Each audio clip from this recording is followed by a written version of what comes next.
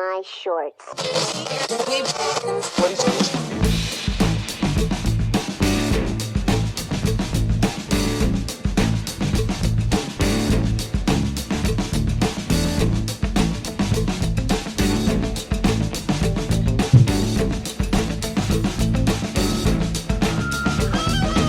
Hello, everybody. Welcome to the Dave Lee Down Under podcast. I'm, of course, your host, Dave Lee, and this is episode 19. I can't believe it. Every week I say, I can't believe it. We're up to this episode, but we're pushing like 20 episodes, which is pretty crazy to me. Of course, you can join me every single Monday here on the podcast.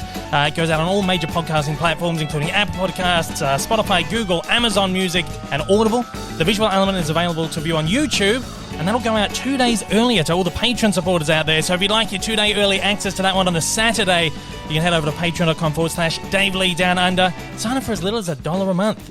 You can, of course, find me on YouTube at Dave Lee Down Under, over on Twitter, Instagram. Links down in the description below, all that good stuff. If you want to write into the show, you can shoot an email to daveleepod@gmail.com. And if you are listening on podcast platforms, please leave a review. It does help.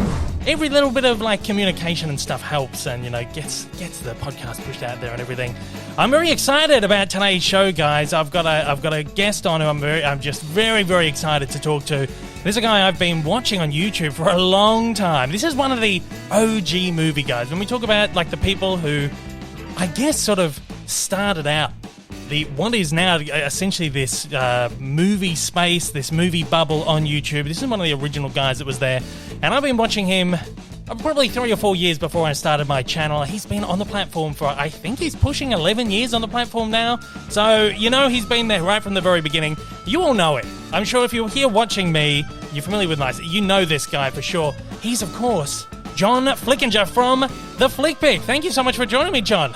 Hey, yeah, thanks, man. I'm getting too old for this shit, as they would say. Yeah. It's been a long time, but it's nevertheless, I don't know what else I would be doing with my life if it wasn't for YouTube or talking about movies. So yeah, thanks for having me. Not a problem. I messaged you what was it, on Sunday, and you got back to me within a couple of hours, and I was very, very surprised, very happy. So thank you so much for being so enthusiastic to come on and so gracious. Definitely, man. I have nothing better to do. Why not? I mean, I get a lot of people that ask me to do podcasts, and I usually don't do them. And then I watched part of yours, and I was like, you know what? I like this guy. I'm gonna join him. And I'll tell you what sold me was your enthusiastic attitude, the sparkle in your eyes, but most importantly, I really like your backdrop. I like your RGB lights, and I like your theater chairs, and that is truly magical. Oh, that's beautiful. Thank you very much. Magical, mystical, perhaps. Yeah. We'll get to the other part later. But yeah, definitely. Well, the lights are a new addition to the set this season. We've only had them for a couple of episodes here, so I'm glad that was like a nice selling point to kind of get you on here.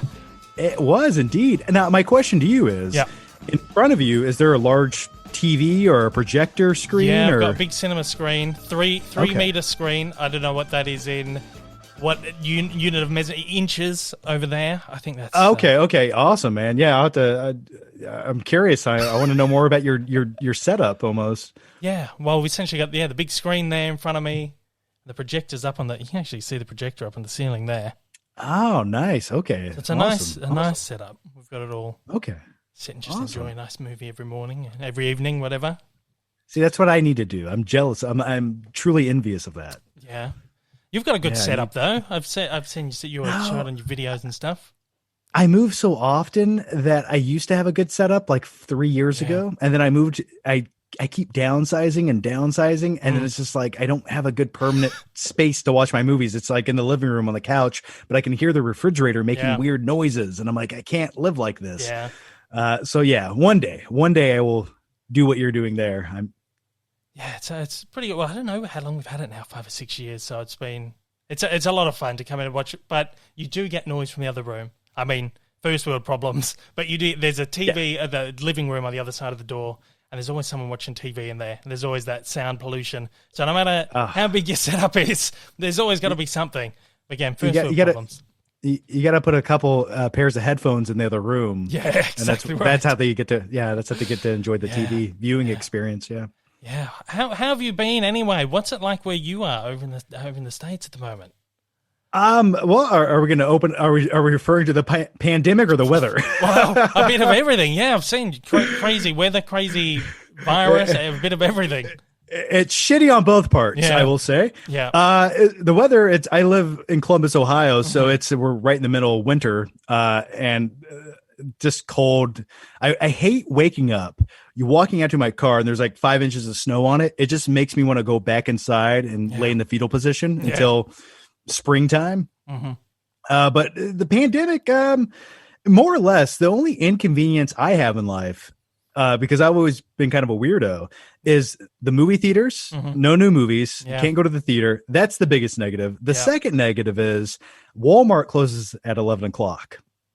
Right. For some odd reason, I find that highly inconvenient. I was always a night dweller, a vampire. So if I can go to Walmart at 3 o'clock in the morning and buy a frozen pizza, I like that freedom. I like that option. And when that's taken away from me, that's when I knew things were changing. Yeah.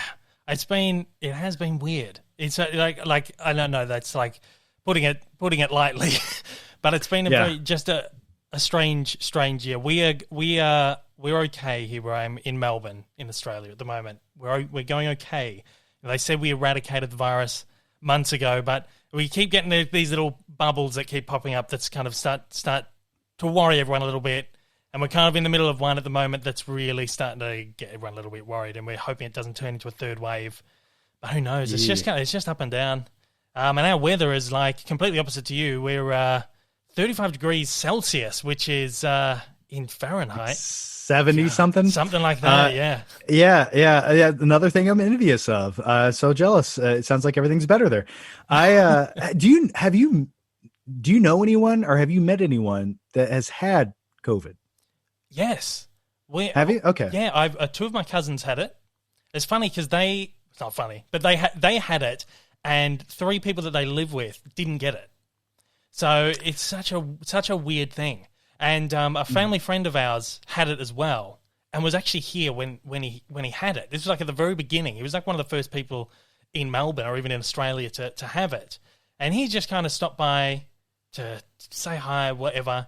And then a couple of days later, he rings us up. He's like, "Oh, I'm really sorry." Well, he was sick. He was like sniffling and had a cold. He thought it just had like a head cold or a flu, whatever. A couple of days later, he rings up. He's like, "Oh, yeah, I have COVID. So now you have to lock down for 2 weeks." And then we're like, the health office calls us and all that. So yeah, that's been weird. That's kind of they're the people I've been in touch with. But luckily, we were all okay. So we just kind of dodged a bullet there. Similar situation. I had a family member that had it, a couple, and I stayed at their house for a couple of days, and nothing happened to me. Completely fine. We had a few family friends that had it, met them, hung out with them for like a few days. Actually, when they helped me move in, I didn't get it. And I don't know if I have like a superior immune system or something, but my recommendation is take your zinc. Take zinc supplements. It'll save your life. Yeah, for sure. It's just, I don't know. It was like the 2 weeks we got locked down. It's like you feel like a ticking time bomb. I'm sure you're probably the same. You're just like waiting for some sort of symptom to kick in, or like, oh gosh, I got a little bit of a headache. This is it. I've got it. But no, we were okay. It's weird. Just a weird thing. Some people get it. Some people, It was. I just remember when it all first happened back in late February, early March.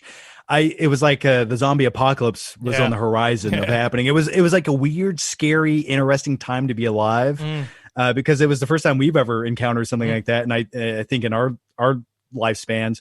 And it was just like, I just remember going to the store and like the shelves were empty. People were pushing shopping carts of toilet paper, like a 10-year supply of toilet paper out. I'm just like, it was like a crazy time. And it's like, that was the scariest part. Yeah. Everything after that, it was like, this isn't so bad. It's kind of boring. It's not very convenient, but McDonald's is still open. So I think we'll be okay. No, same thing here. Just people just went on that weird, what do they call it? Like frenzy shopping. Panic shopping. Panic shopping, that's it, yeah. And it's every time we kind of have like what looks like it's going to be another wave. We've had 2 big waves here in Melbourne, and everyone's like bracing for the third. But every time it looks like you're going into another one, it happens again. And the first thing that goes is the toilet paper, and then you get stuff like the milk goes, and the meat goes, and then everything. And you're right, that first like week being those first like days leading up to this is getting real bad. It's just empty shelves. Just really weird time to be alive.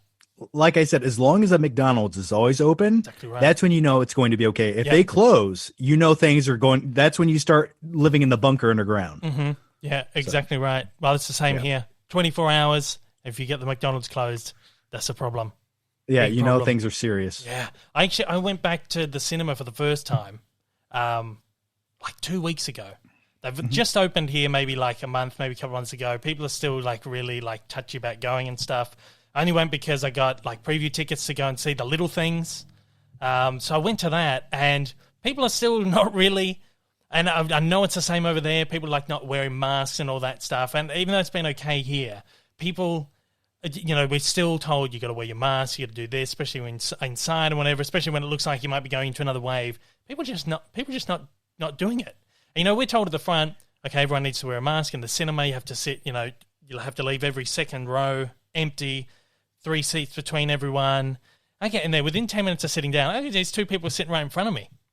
It's just, it's crazy how some people are kind of dealing with it. Yeah, it's kind of weird. I think we're like going backwards because last August when Tenet opened up, and the New Mutants, say what you will about that abomination against humanity, but those 2 movies opened and theaters were sort of opening back up, and I saw both of them in the theater, and there's probably like 20 other people watching it, and everyone was socially distancing and more or less wearing their mask. But it's hard to tell someone to wear their mask, but you're allowed to pull your mask down to eat the popcorn and drink your soda throughout a movie. It's like, that's the thing. It doesn't make any sense.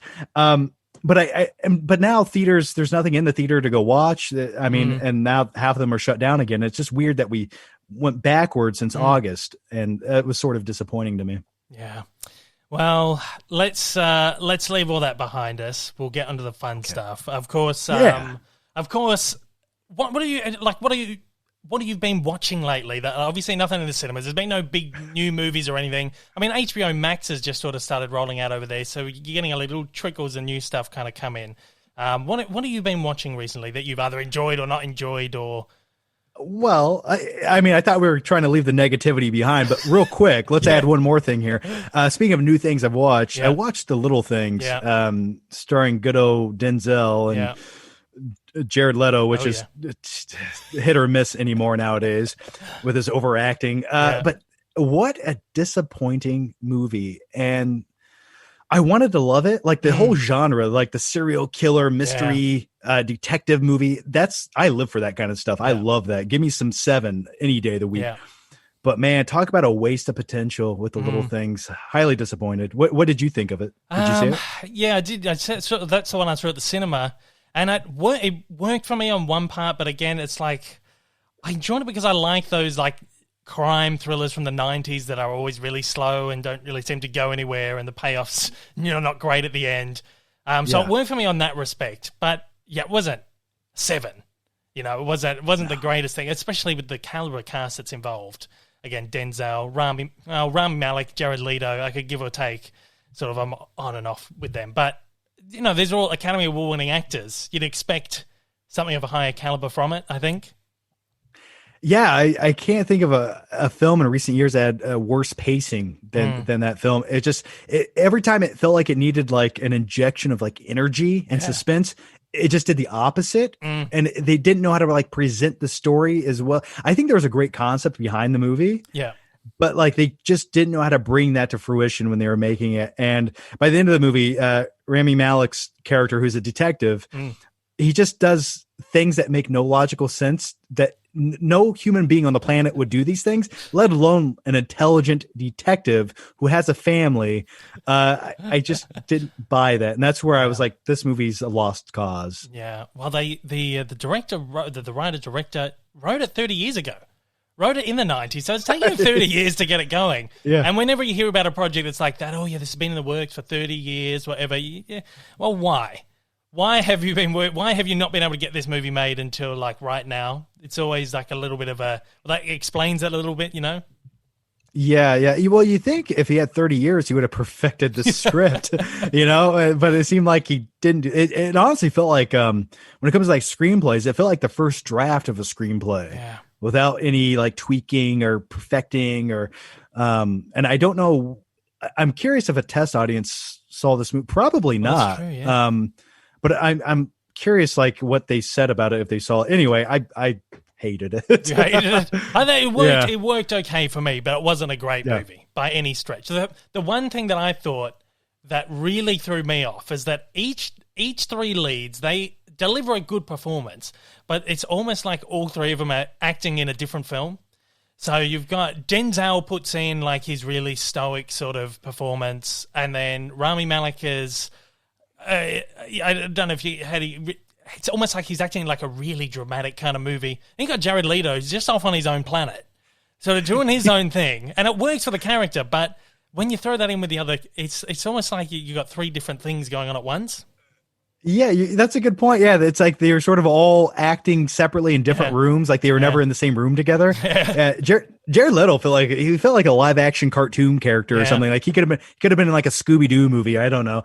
If you want to make a dark rated R Scooby Doo movie, which I would love to see. That'd be great. But yeah, Denzel is always Denzel to me. You either take it or leave it. Like he's always the cocky guy, 2 steps ahead of everyone.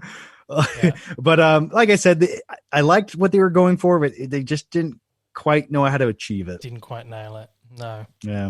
Well, I've been watching a lot of old stuff. I've got a stack of movies, like hundreds of movies out there that I just haven't watched. And this is partly like why I wake up early in the morning. I'm trying to get a movie in before I get into work, just to kind of just whittle that pile down. So I've been watching a lot of stuff that either I've missed the last few years or just older stuff, like catalog stuff. I finally got around to watching the John Wick films. Now, you're a big fan of action. So what are your thoughts on John Wick? Ooh, that's a... See, you would assume I would love all the John Wick movies, right? You would think that, right? And I like the first one. I think it's great. I think that is the most pure action film of the last 20 years.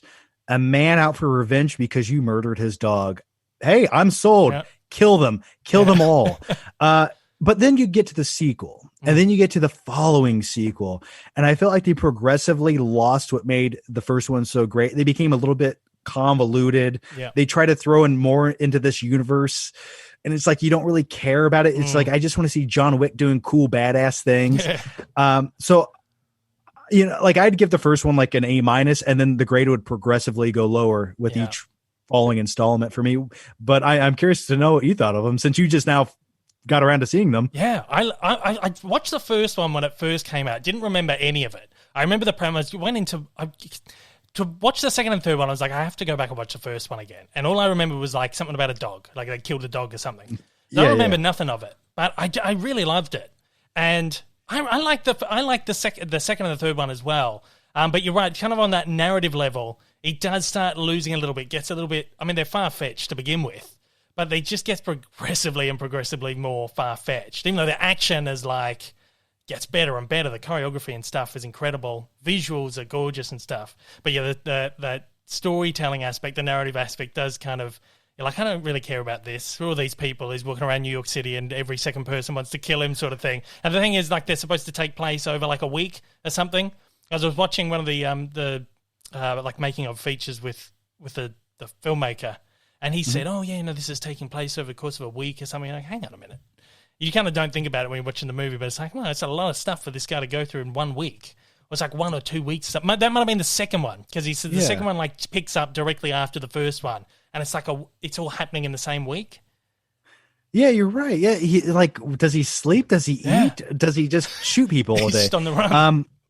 Yeah, I always see going into the third one, I was like sort of excited because I thought they could have, everyone was like out to get him, like everyone. Yeah. I thought it could have been like a really cool, like sort of a escape from New York vibe. Yeah.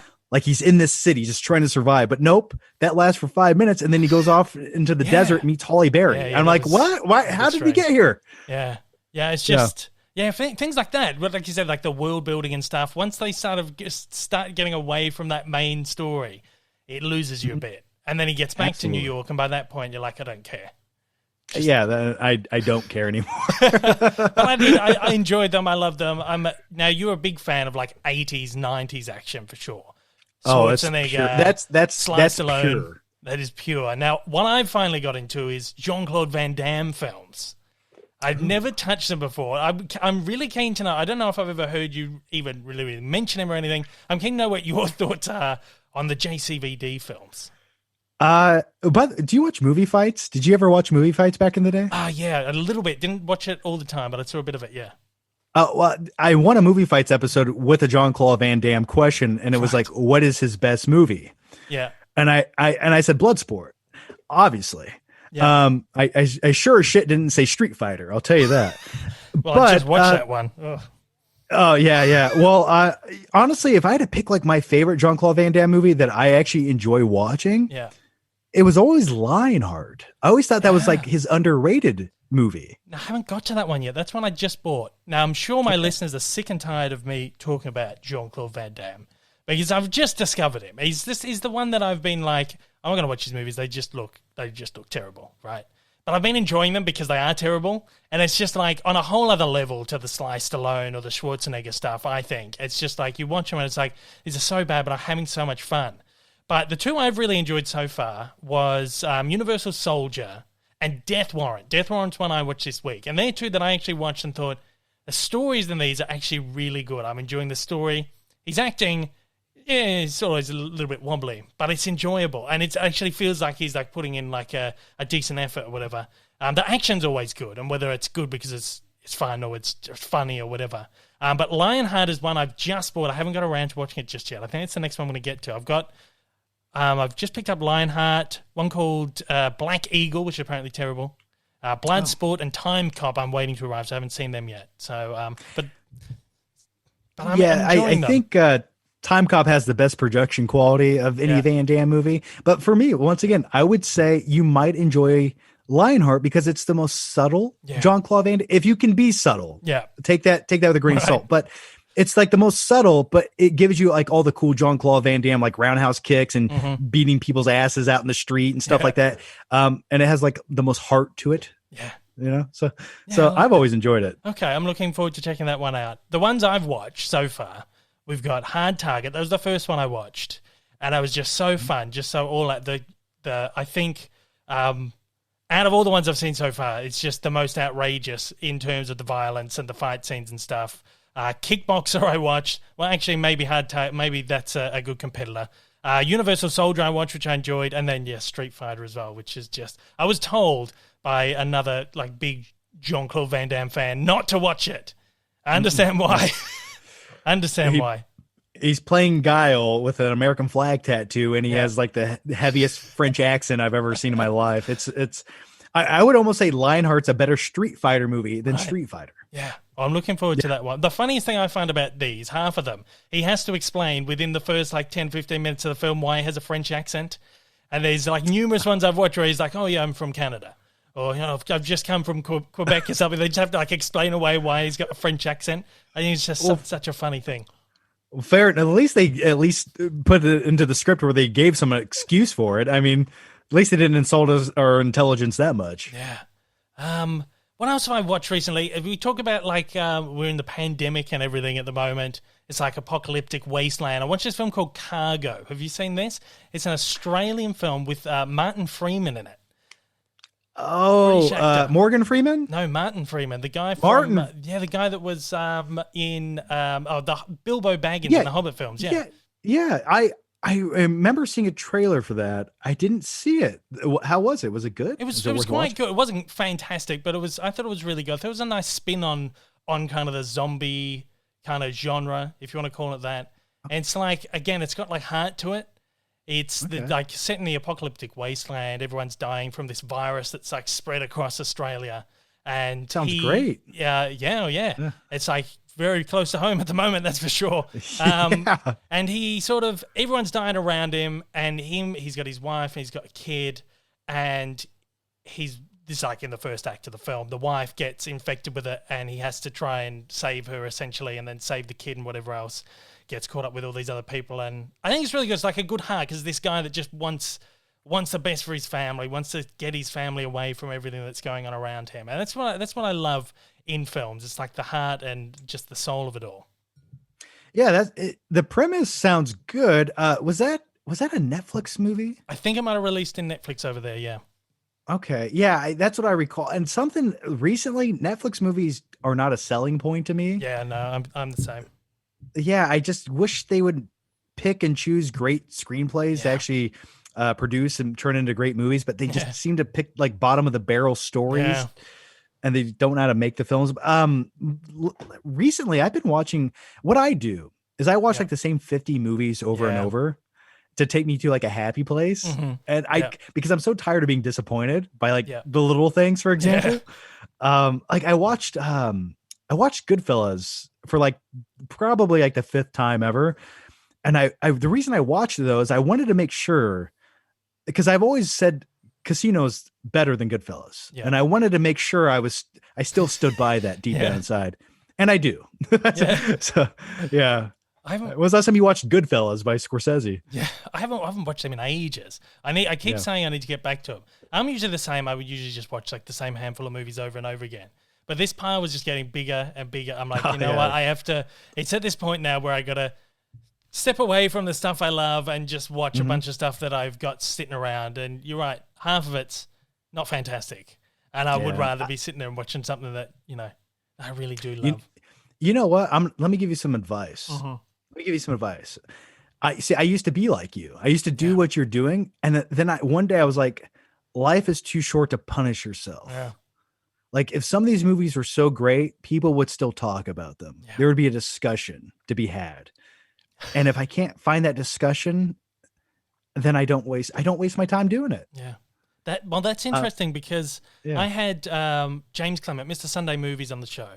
He said a very similar thing, in that he used to just watch stuff, and if he didn't like it, he'd still sit through it and just watch it all and whatever. And he said he got to this point where he's like, you know what, life's too short for that. If I'm not enjoying this, turn it off. Just watch what you enjoy and whatever. So I'm sure that's something I'll learn eventually. Maybe too late, but so that's kind of what I've been. Yeah. My thing is, like, if there's like a great movie you've never seen from 20 years ago or whatever, and there's like people still reference it, talk about it, then there's something worth seeing there. There's something that's going to have longevity to it, to worth like watching and having a conversation later on. But like watching some bullshit B-rate movie of the week from Netflix, I'm just like, if it's a rainy day and I'm flipping through the channels, I'll check it out.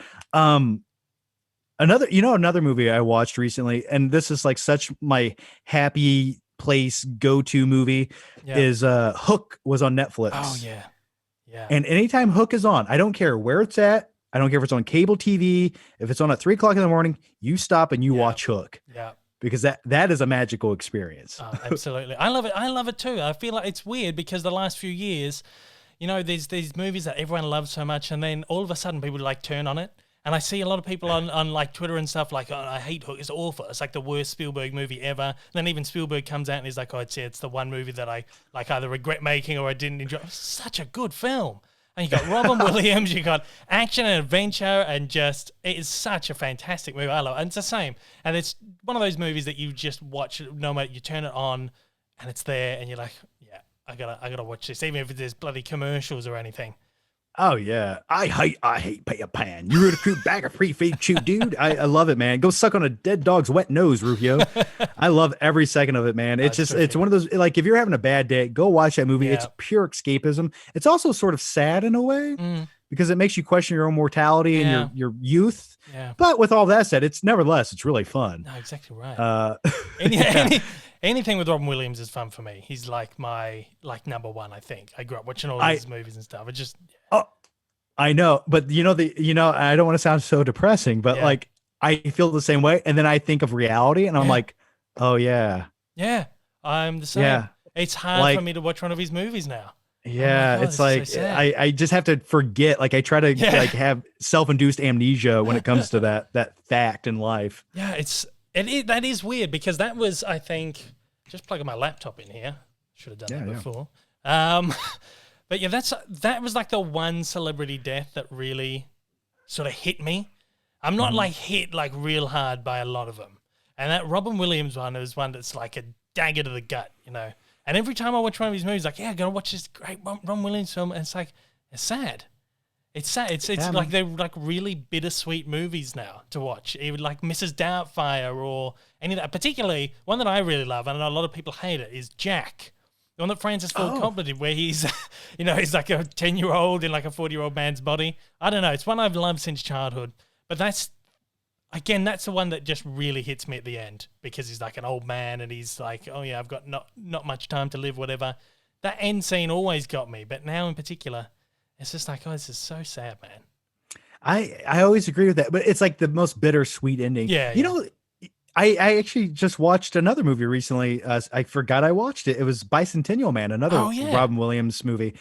And it's kind of interesting because the theme of Bicentennial Man and Jack are sort of the same thing. It's about like living the most you can and fulfilling your life, even though you have this certain amount of time.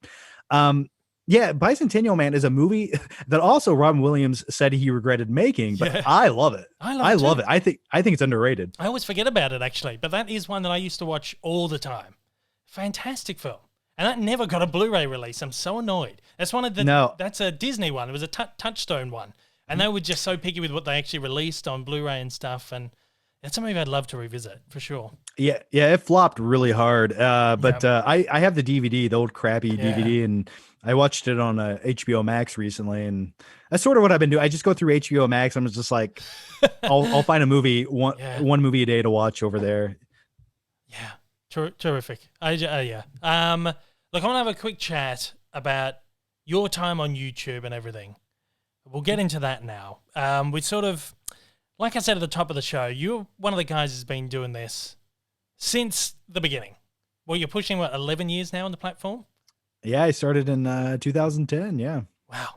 I've been doing this for 5. As I said to you just before we came on here.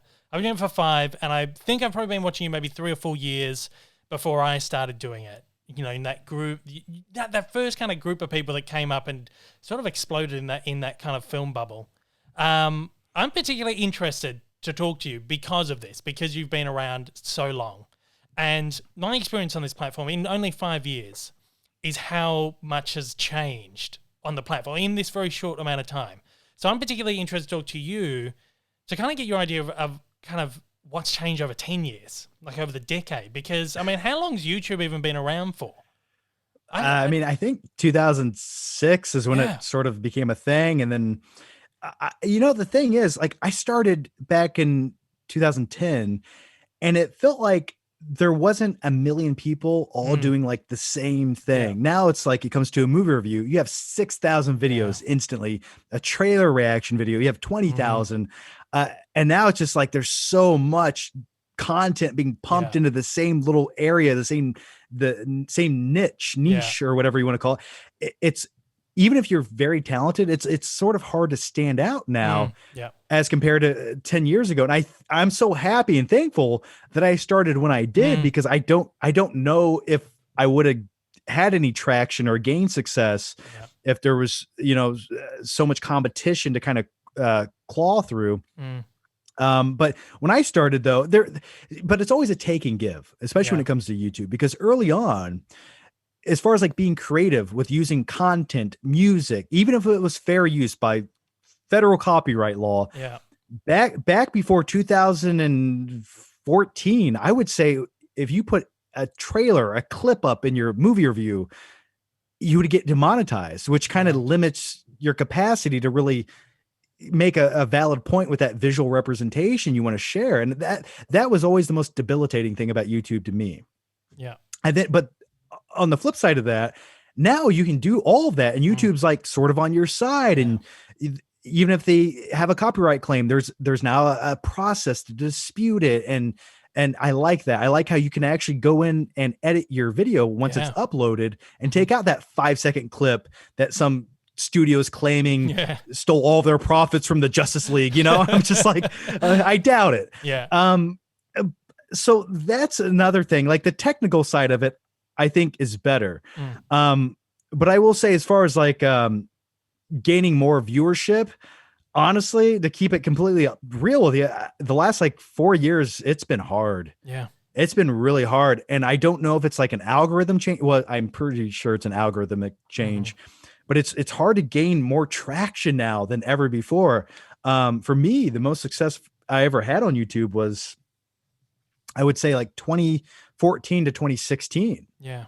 Like I gained the majority of my subscribers in 2 years out of the 10 years of making videos. And there was just something about the algorithm in that time that allowed people to keep watching my videos. And you know, you're on YouTube now, and the most frustrating thing is you have this fan base of people who clicked subscribe because they wanted to see, you know, your beautiful face. And YouTube doesn't feed them the videos when you make them. Yeah. And I don't like that. I don't like how YouTube picks and chooses that ability. I think every subscriber should have your video in their sub box when you upload it. And that doesn't always happen. And I don't want to go down the negative dark path, but like the biggest negative I ever had on YouTube, the most disparaging moment I ever had was back in maybe like 2017, late 2016. And there's one day where every day I'd gain subscribers every day, boom, boom, hundreds. And then one day it's like someone at YouTube flipped a switch on my channel, and the algorithm on my channel changed to where every day, guess what? Every time I uploaded a video, hundreds of subscribers were lost every time, no matter what the video was. Even if it was like a video I knew people would love, I would lose like 300 subscribers instantly. And that sort of like, for a while, turned me off to making YouTube videos. I was like afraid. It gave me panic to upload a video because I'm being punished every time. So, but yeah, what was the question again? Wasn't really a question. It was more so just, that's interesting to see just kind of your thoughts on how it's changed and all that stuff. Interestingly, from my perspective, I always say this is that you can be having the greatest time in terms of like how many subs and stuff you're getting. You're just rocketing, and then it hits a brick wall and it stops. And again, it must be some algorithmic thing, but it happens every time that you have like a burst and you get heaps of people. It's not like it slows down. It doesn't just like, oh, you're making like 200 or 300 a day, and then it's 250 a day, and then 200, and then it's just a brick wall. You go from getting 200 or 300 a day, and then bang, you get like 3 the next day. It's just such a weird thing. And I get a lot of people as well, and I know a lot of people who are doing what we're doing as well, will say that they have subscribers writing to them like, I didn't get a notification of your latest video. Or you'll get a comment which is like, oh, you're back. Where have you been? And you're like, I've been uploading videos like every second day for the last, I never took time off. It's just such a weird thing. I don't know. And I found, even in the time I've been on here, the kind of content that people are, and I don't know whether it's that people's viewing habits have changed and people aren't watching the same kind of stuff, or that there are so many people doing it. But the beginning of my channel, some of my biggest videos early on were like trailer reaction things. Hated doing them, but they performed well. They got me good traction. But like the first video of mine that ever kind of like, I guess, took off was a trailer reaction for Thor Ragnarok. And that was the first one that sort of, you notice subs were going up and going up. Got me over my first like 1,000. Got to like 30,000 views or something. So it was like a huge video at the time. And then fast forward like 3-4 years later, last year at the for the Super Bowl, I covered a bunch of trailer reactions. I lost like 100 subscribers in a day from doing trailer reactions. And it's just weird how you can go from, oh, this content, you're doing really well with this content 3 years ago, and then all of a sudden you've lost 100 subs by doing that same content all that time later. Yeah, it's bizarre, right? And going back to what you said a second ago, I used to get comments, and I actually used to get emails all the time. I was like, people tell me they were unsubscribed from my channel, and they didn't do that. Yeah. And that really turned me off from YouTube. And it's sort of like a bittersweet thing with YouTube and me, I guess you could say. I don't trust them, but what other option do I have? Yeah. But no, like the trailer reaction, I've done every couple years, there's like that new genre, like the trailer reaction, how the movie should have ended, the explained, let me explain everything about a movie that, is, if you have common sense and an IQ over 12, you comprehend. But I get it. And I've done all those, and I watch those videos too. So I get it. You just have to keep up with it. But the thing is with like like losing the subscribers. Sometimes people are very fickle on YouTube. Some subscribers, unless you do the exact same video every time, they will leave you. And the weird thing is I don't know if I would qualify my channel as like a movie review channel. Like, sure, I've done movie reviews. I've done lots of them. But if you dislike a movie, people will unsubscribe from you. Yeah. And I that mentality has always baffled me, because I question, like, so do you only subscribe to hear what you want to hear, or do you want like a new opinion from someone? Like, occasionally we'll agree, and then occasionally we'll also disagree, but I've never understood the mindset of someone just wanting to listen to something that it's almost like going into the mirror and talking to yourself, having a one-way conversation and being like fulfilled by that and going on with your day. Like I don't want to do that. Yeah. It's like validation. That's what people want, to have their opinion is validated. And if they're not hearing what they want, it's good. Yeah. See you later. Unsubscribe. Like, I will upload movie reviews and lose subscribers on it. It's just, it's bizarre. It's funny because, again, I started my channel doing movie reviews, trailer reactions, all that kind of stuff there.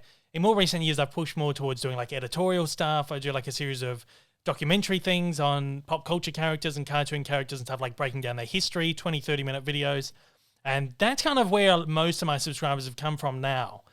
If I go back and do something that's a little bit different, and sometimes you just have to for your sanity, because you're like, I enjoy doing this and it performs well, but sometimes I just want to do something that takes me, a couple of hours to do and put it out there.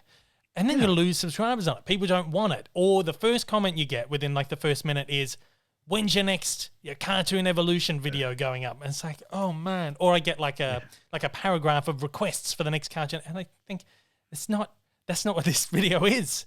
It's just it's such a strange thing. It is, like the video essay type projects that take days, hours, weeks to just to formulate and put it together. But on the flip side of that, like, sometimes those videos, get a few thousand views, whatever, and then you poop out some trailer reaction video that gets 100,000 views, and it took you 7 minutes to make. And it's so, like, it's just like there's no rhyme or reason sometimes. I mean, I have a video on my second channel, my vlogging style channel, where I oddly enough just do live streams now, but I have a video of playing with a toy shark in a swimming pool that has like 2.5 million views. I don't know why. I don't comprehend it. I wish I could repeat that every day of the week. And I would do it. I would play it with a toy shark in my bathtub every day if it got me 2 million views. But that happened. I don't know why. It's I don't get it, and I guess we're not supposed to get it, and we don't understand it. Whatever YouTube does, it's the weirdest things that take off. I know a guy he reviews all the Netflix stuff. He does everything that comes out from Netflix. And he says it's always the smaller stuff, the really obscure stuff that explodes. He's like hundreds of thousands of views on a review for just some really weird, obscure thing. And again, that could be partly because no one's covering it, sort of thing. But then on the other hand, it's almost like you just never predict what's gonna take off and what's gonna tank. Yeah, you just gotta find that little niche. And then I always find, if there's a conversation to be had about like a movie, if like it has a controversial ending or something that's up for debate about what happened, like the ending to Inception is a slightly ambiguous ending. I think anytime you can make that conversation and you make a video, people like want that. They crave that, because I'm sort of a weirdo. I have a few friends in life, but I don't have a lot of friends that love movies as much as me. Yeah. So I think a lot of people like that, and they look for that conversation through YouTube. And if you can provide that to them and give them that video that sort of relates to them and talks to them, and it's like my motto has always been, don't speak to your audience, have a conversation with them. And that's what I like to do. So, I mean, I think videos like that help. But yeah, going back to the Netflix thing, I mean, smart move on him. Less competition. I mean, it's smart move. I agree. I mean, I'm gonna steal his idea now. Get a little bit of that. But that's the thing. You see someone who's doing the really obscure thing. Let's do that myself, and then you don't do anywhere near as well, because the other person is doing that thing anyway, and everyone kind of funnels towards them. And I feel like maybe that's the way it's kind of gone. I think that's kind of how I found, where you get these little genres that pop up again, whether it's the explain thing or the Easter egg video, whatever.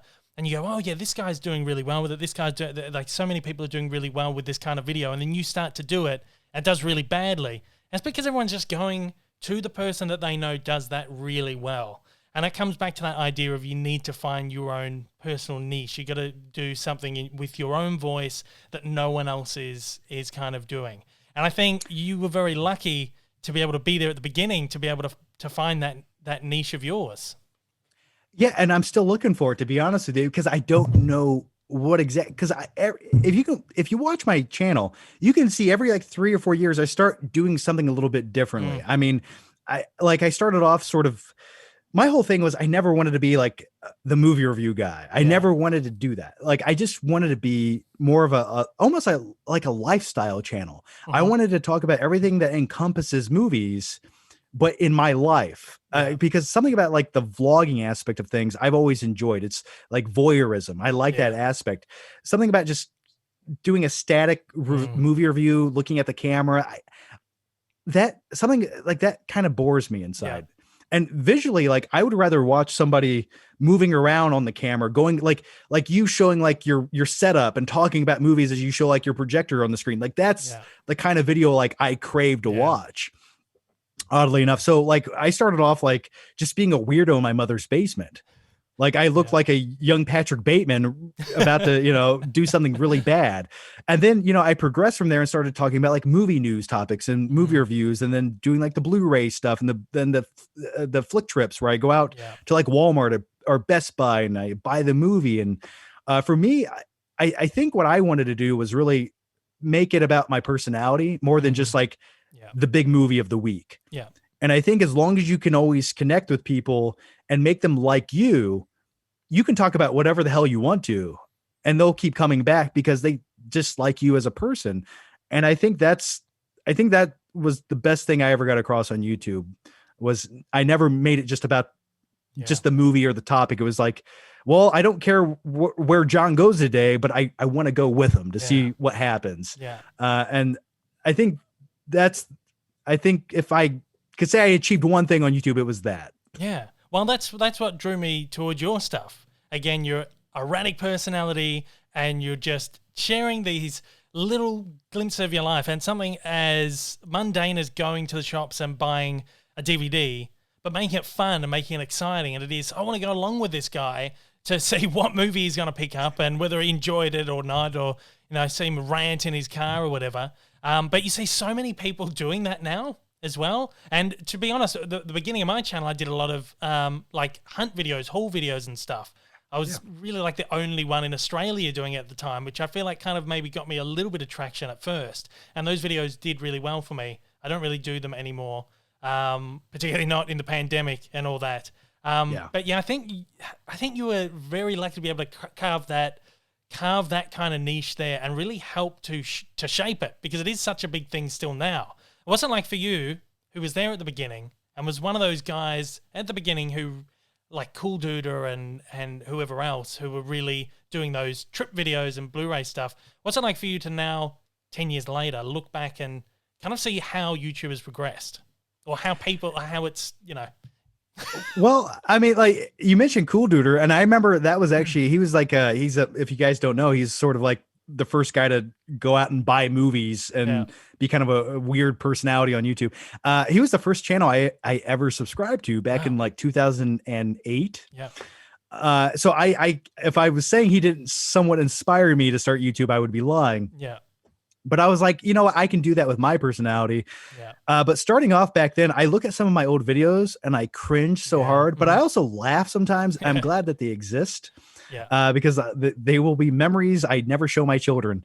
But yeah, I think overall, I think the biggest detriment I ever had was overthinking everything I started to do. Yeah. Like, I look back at my earlier videos and I just say the most obnoxious, crazy, weird, offensive shit sometimes, but it was good. It was entertaining. Yeah. And now, like, I went through a phase where I was like a little bit afraid to do that.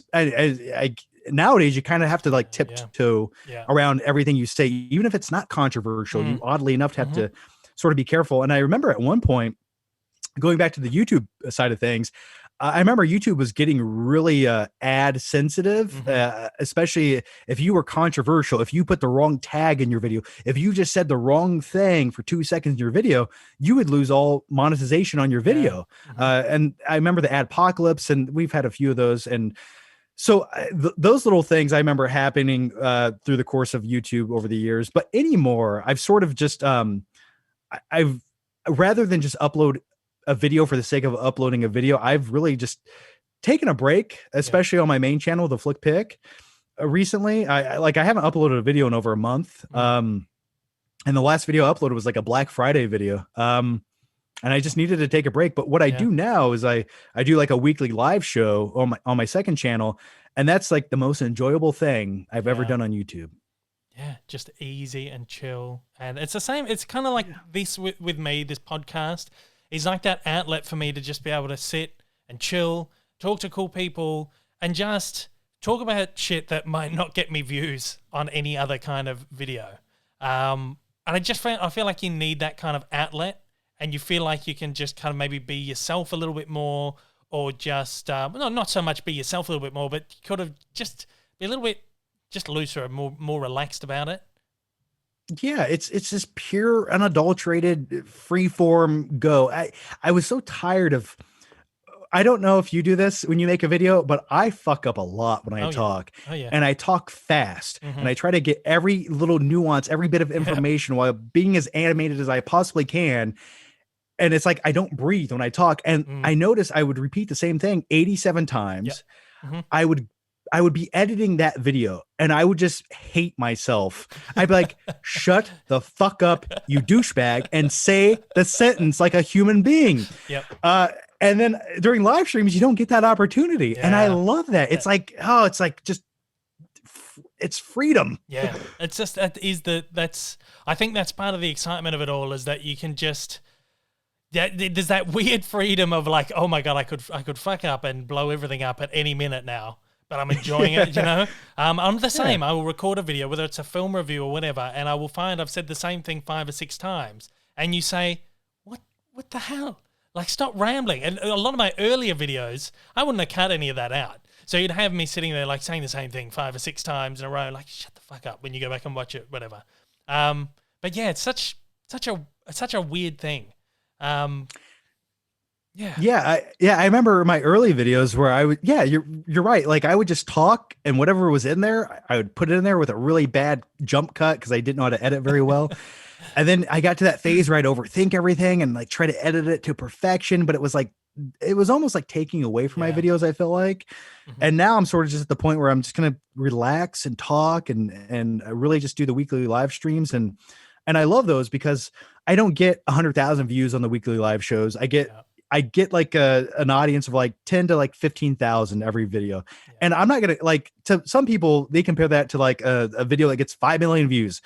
I don't need that 5 million. I just need like, it still blows me away that 10,000 people go watch one video. Like, have you ever seen 10,000 people in one place? I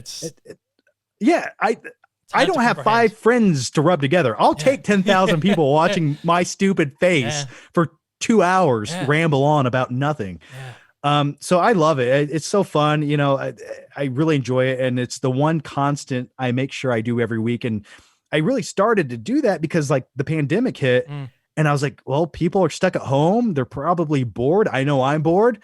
And it was like kind of a cool way to hang out. And so it was one of the best decisions I made as far as like YouTube goes in the last couple of years. And do you ever do live streams, or do you always pre-record? Or occasionally I'll do a live stream. I don't do that many. I used to do quite a few of them, not anymore. I don't know, I gotta be in the mood to do it.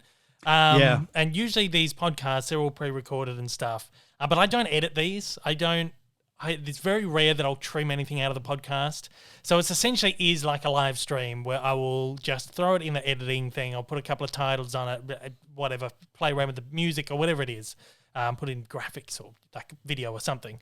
But I guess this is sort of my like live chat outlet, I suppose, in that respect, because it is unedited, it's raw, and I'm happy to just kind of, within reason, you know, do whatever on here kind of thing. Yeah, absolutely. Yeah, it's podcasts are awesome, man. I mean, it's my new favorite medium. Yeah. Yeah, lately I find it so relaxing, and I've been wanting to really start a legitimate one for a while now, and it just never pans out. I don't know. It's Yeah. just, you know what it is. I think when it comes down to it, like the idea sounds great, and I like being here right now, but I'm one of those people that if now I know I have to do it Tuesday and I have a guest on, Yeah. now all of a sudden I start getting anxiety, and now it almost starts to become an obligation Yeah. until it happens. Yeah. And I don't want to damper it with Yeah. that, I guess you could say. Yeah, no, I'm the same. I'll get a bit nervous if I got a guest. It's not like a nervous thing, like, oh, I don't want to do it sort of thing. It's always just like, oh, what if I fuck up, or what if I just? It's just that weird thing. I will wake up and you have that feeling in the pit of your gut, and you're like, I'm not a shy person or whatever, but it's almost like there's some weird sort of nerve in there that's just tugging away, and you're like, oh fuck, what is that? But then when you get on here and you're chatting away, it's fine. It goes away straight away. And, I've done like a lot of like interviews and like press junkets and stuff, whether that's for like the studios or whatever. I've been doing a lot for Disney recently, and I'm really confident with them. I really love doing them, but I always just wake up with that feeling in the pit of your gut, and you can't explain it. Can't explain it away. Yeah. Well, I'd love to talk about that for a second, and I want you to tell me the biggest celebrity you got into interview. I'll tell you mine. Right. So back in 2014, I was invited to a press junket for the new Sean Bean TV show. It was called like Legends or something. Not that great of a show. Yeah. But keep in mind, this is the first time I've ever done anything like this. Just a few years before this, I was living in my parents' basement. Yeah. I was a guy who liked movies. Now I'm invited out to LA. They're paying me, putting me up in this 5-star hotel to interview Sean Bean. They built a studio for me to interview Sean Bean, like a prison cell type thing. It looked like the interrogation cell from the Dark Knight. Yeah. So that whole morning, I felt like I was going to shit myself. And I almost did. I feel like the whole time, but as soon as he came in there, I was like, I did a pretty good job on the interview, and the video's up on my channel. And it was like afterwards, I was so sweaty. My armpits were like little swamps. Like I was just dripping profusely. But afterwards I was like so relieved, and I was like, wow, I fucking did it. Like I interviewed Sean Bean. Like that's cool to me. Like 006, Ned Stark. And he didn't die during the interview, which was always nice. So yeah, that was like surreal to me. That was the first big like Hollywood experience I ever had. But I'd love to know yours. I haven't done it. There's not a lot of opportunities to do like the one-on-one kind of junket things. I've done a lot of like red carpet stuff, but luckily with the pandemic this year, it's opened up like virtual sort of junket things. I got to do one with Gal Gadot and Patty Jenkins last year. It was sort of like a round table thing. So there's a bunch of other press in there, but you got your turn to kind of talk to them, whatever. I did a red carpet with Russell Crowe years ago, like going back 3 or 4 years ago. Actually, no, it been longer than that, because before I was even doing my channel, 6 or 7 years ago, some random movie that he did. And I interviewed Angelina Jolie. I did the like red carpet of the Maleficent 2 premiere when I was over in the UK a couple of years ago. But I haven't had any like kind of weird experiences or anything, luckily. But really? It's always that weird kind of nervous. I always go into the interview just going like, these are just normal people doing a job that's just a little bit different, vastly different to what everyone else is doing. But that's kind of the mind frame that I go into them with. But it is always, there's that thing. It just feels so kind of nerve wracking. But I feel like once it actually starts, that adrenaline kicks in and you don't even think about it. You're just like on this weird like autopilot thing. And you're right. You come out the back end and you're like, it's fucking done. I'm so done. The Maleficent one, actually, because that was in London, I lived over there for a couple of years, and the junket there, that was the first one where it was like good treatment, where you get put up in the hotel and then you do the red carpet that night. Then the next day was like the press conference thing. And that whole kind of experience, that was like the worst I was feeling, like in the gut, like sitting in the hotel room, just waiting, just even to do the red carpet thing is like so weird, like getting treated so well, ready to go out and do this thing.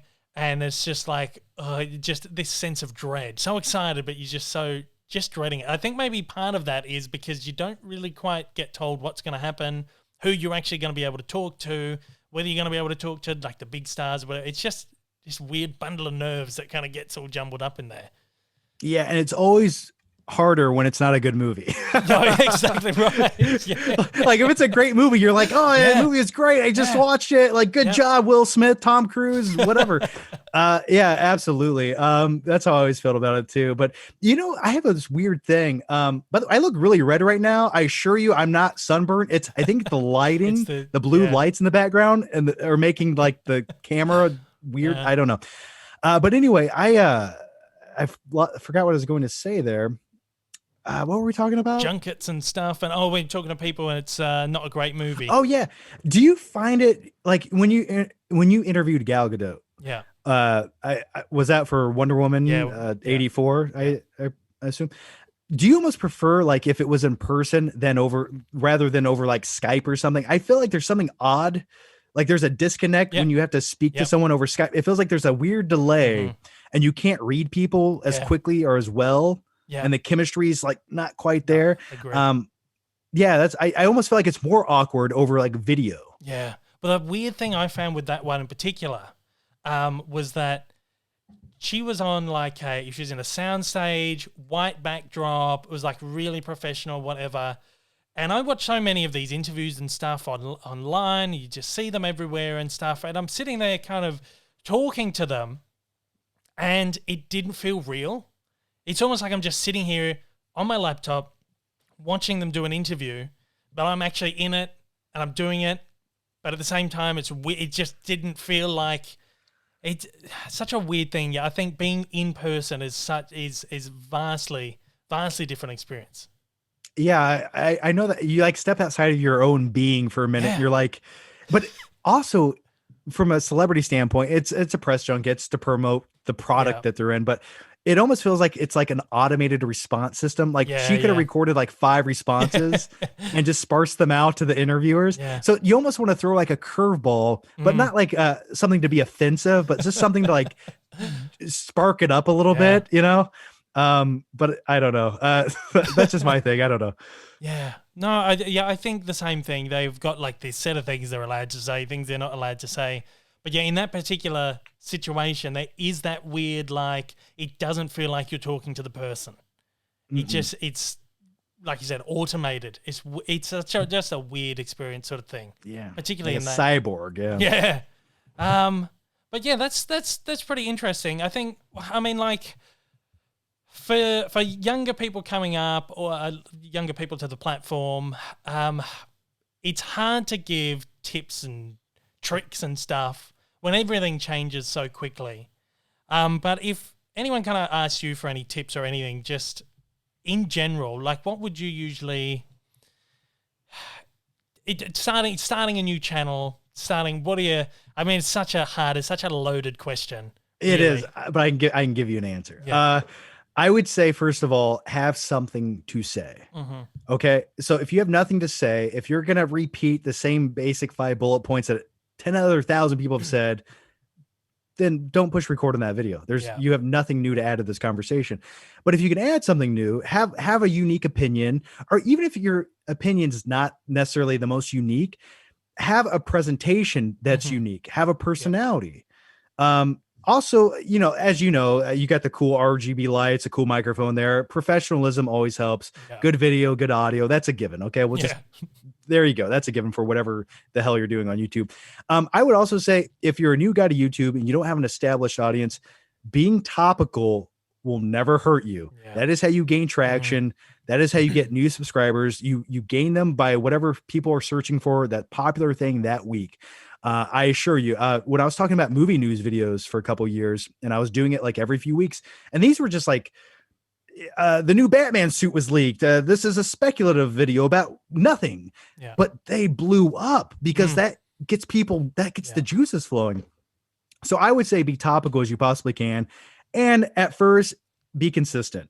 Yeah. Because these people want to know, okay, I'll subscribe because he's putting out new videos. He doesn't just have 2 videos and I'm going to waste the time it takes to click the subscribe button.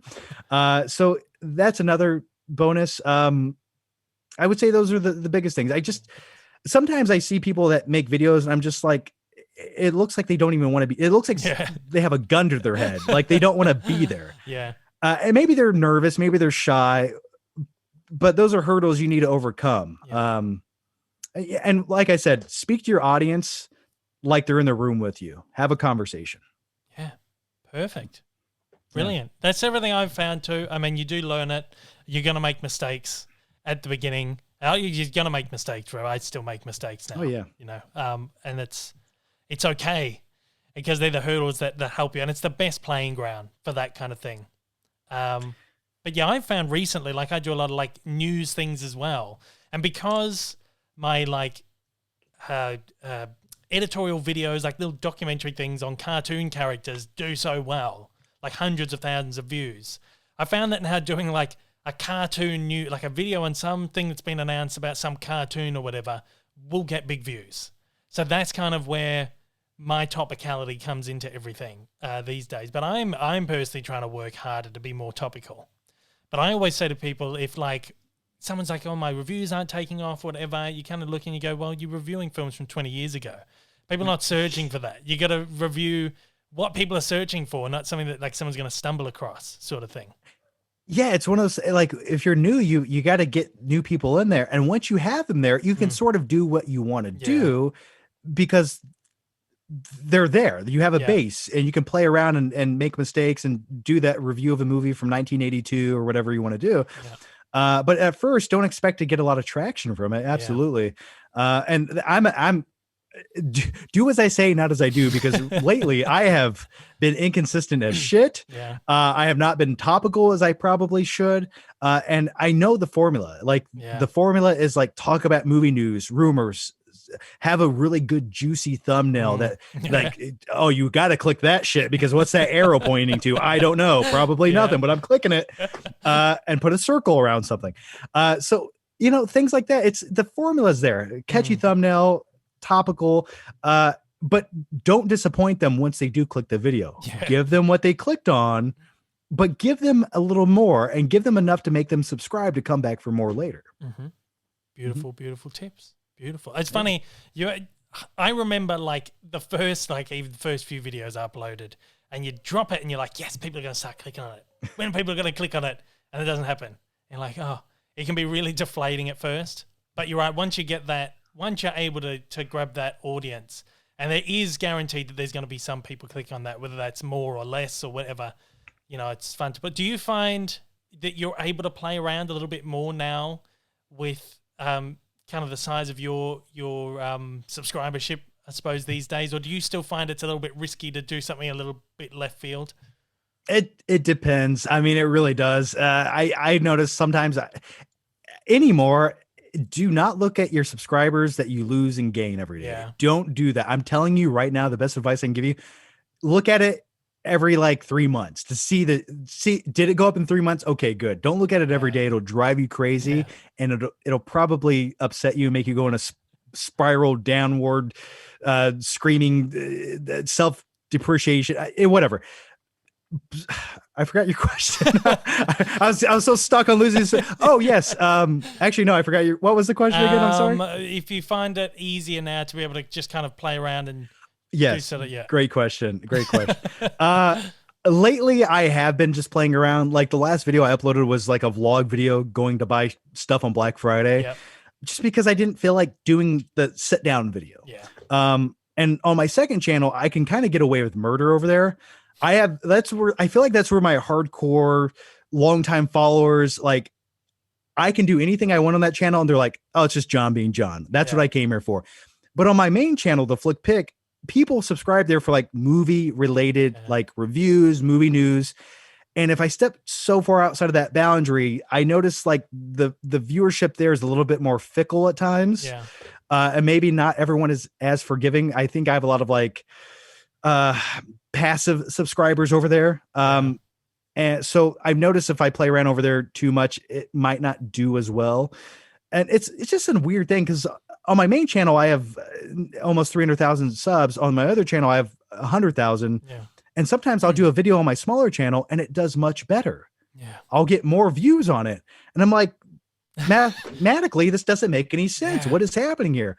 And it goes back to that algorithm thing. So I will say though, if you're new to YouTube, don't be afraid to play around. I mean, you have nothing to lose. Play around, see what you like doing the most or the best, and see what catches on. And whatever catches on, go that direction. Yeah. And just go with it. Stick to it. Yeah. Yeah. Beautiful. Great tips. And I hope anyone who's listening out, they get something out of that. I'm sure they will. I'm always like kind of thinking about my kind of content can be just so eclectic sometimes. I do like, an editorial one day, a movie review another day, something like this another day, news another day. And I always feel like it's so eclectic that I don't know whether that's affecting my rate of growth or whatever. I always do like kind of think I need like a second channel as an outlet for kind of more of this kind of stuff. But then I feel like I'm not only 80,000 subscribers. I don't have like that big kind of backbone. I almost feel like for me, it would be like starting all over again to do a second channel. I'm like so worried I wouldn't get the traction on that second channel. So then I end up dumping stuff like this on the main channel. It's like this weird double-edged sword kind of thing. Yeah, I think it all comes down to the type of subscriber. See, I don't know about you, but for me, like I subscribe to a channel because I like people who do a little bit of variety. Yeah. Like I would like your channel because you do the kind of like the video essay, the deep dive, then you do the podcast. It's always something new and fresh. It's like I think of like you pay for a Netflix subscription because you want variety. Mm-hmm. You want different things to watch. And I see some channels that do the exact same formula. For the last decade, they do the same type of video, same backdrop, same cuts, same edits. They're in, they're out, and they do very well. For me personally, and I think you might be the same way, that's boring to you. Yeah. Like as a creator, you want to keep being creative. Yeah. If you do the same thing, like what's the motivation to walk into your office and push record on that camera? I'm the same way. I got to keep doing things. I got to change my background. I got to change my lighting every year. I got to do something different or else I'm getting bored. And if I don't want to watch my own shit, who's going to want to watch it? So I think it all just comes to personal preference. My thing would be have fun making videos. Yeah. When that dissipates, it's going to be downhill from there.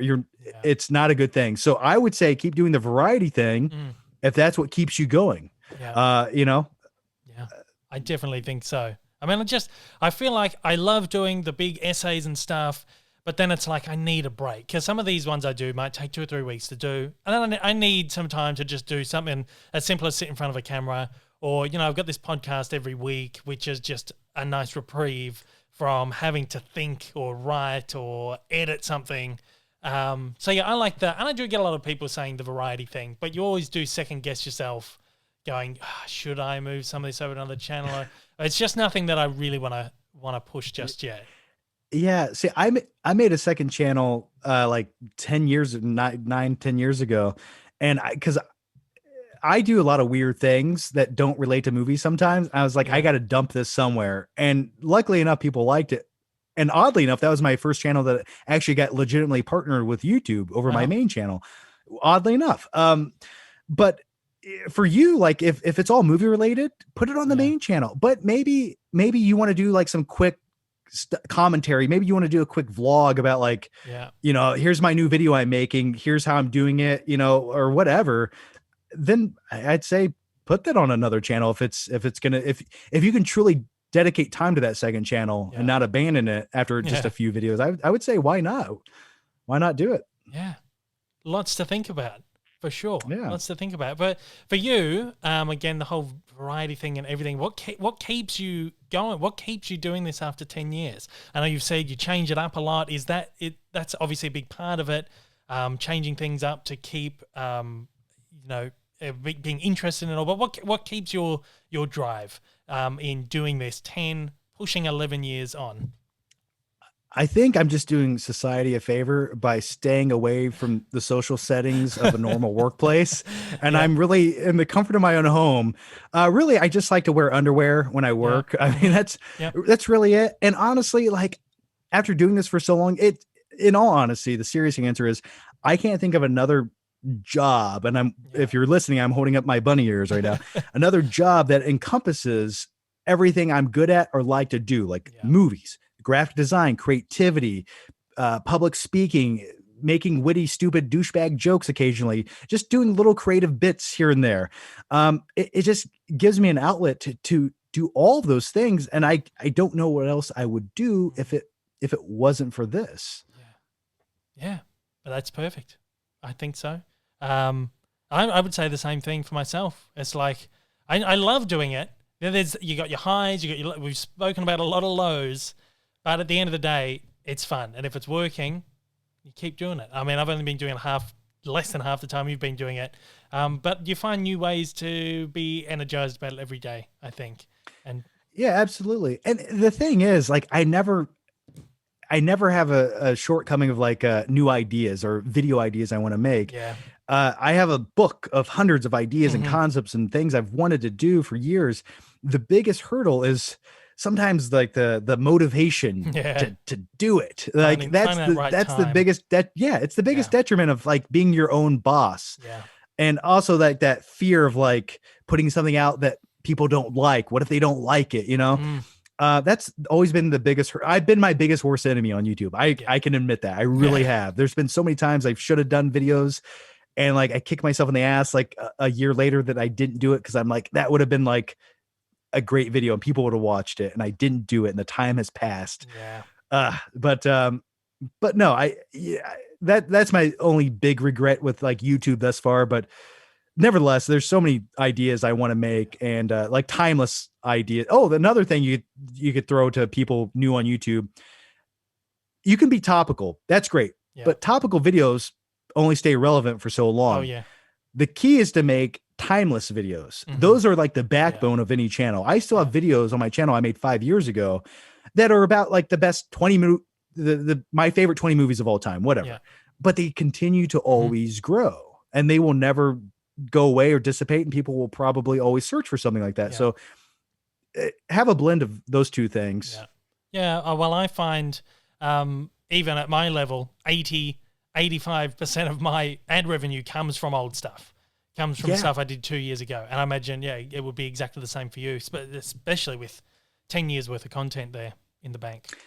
Yeah, sometimes I get every once in a while, and not recently, once again, the YouTube algorithm, but I remember there's some videos that YouTube recommended randomly, 5-year-old videos that just blew up.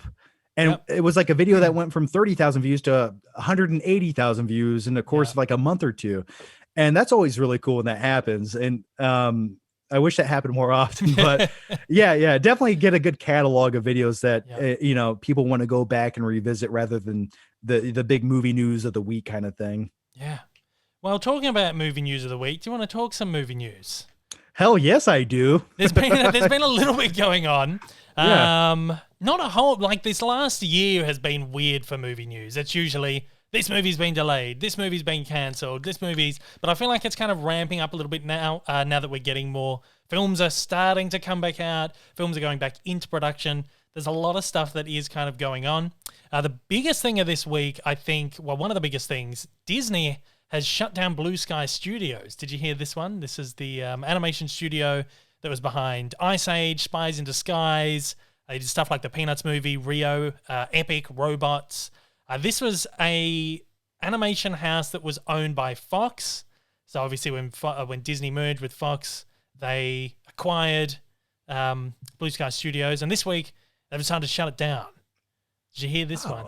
Yeah. I did not hear that. What besides maybe are they consolidating studios and maybe doing something like that? Or? Well, they've said there's 450 staff members at Blue Sky who will be affected by this. And the article that came out was from one of the trades, noted, I think it was Deadline, noted that Disney had no plans of reallocating the artists into Disney or Pixar, but were looking to relocate them to overseas studios, which is a bit, well, we can find work for you, but you might have to move overseas.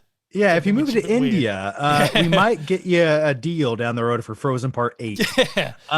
Yeah, that's I don't put anything past Disney anymore. No.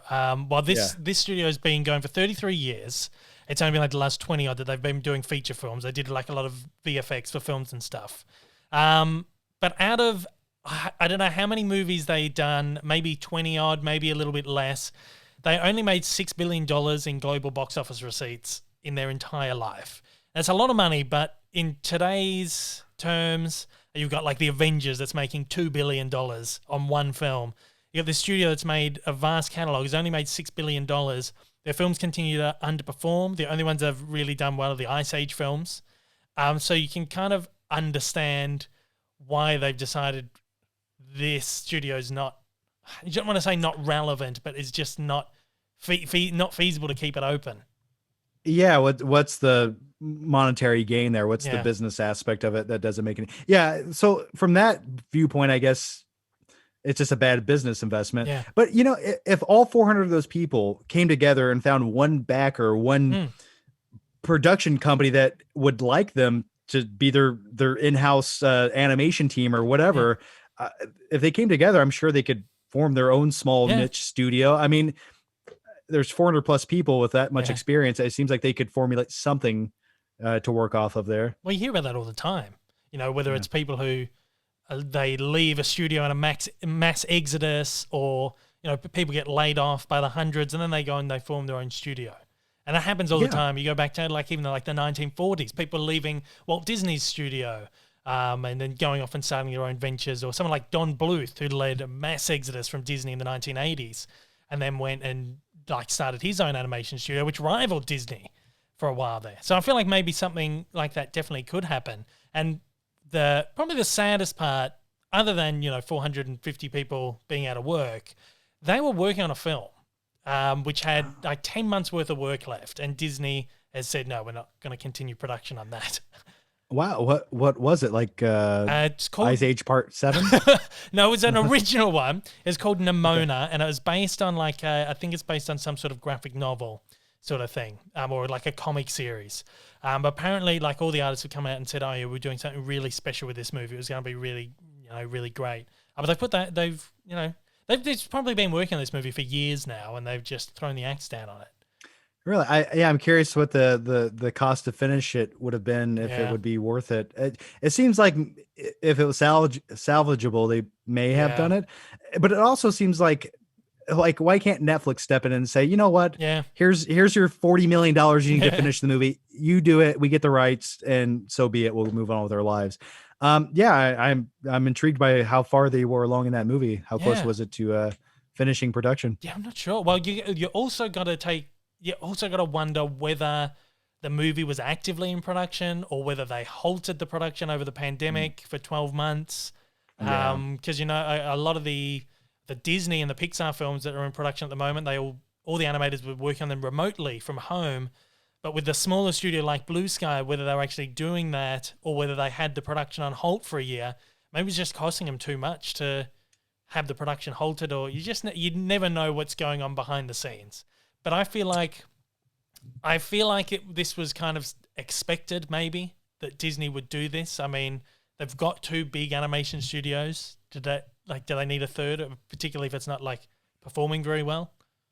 Yeah, I mean, when you compare Pixar and Disney's in-house animators to something by the team that makes Ice Age, it's sort of like the third tier easily, and maybe they're just well, we don't. Those would be straight to DVD quality films to us.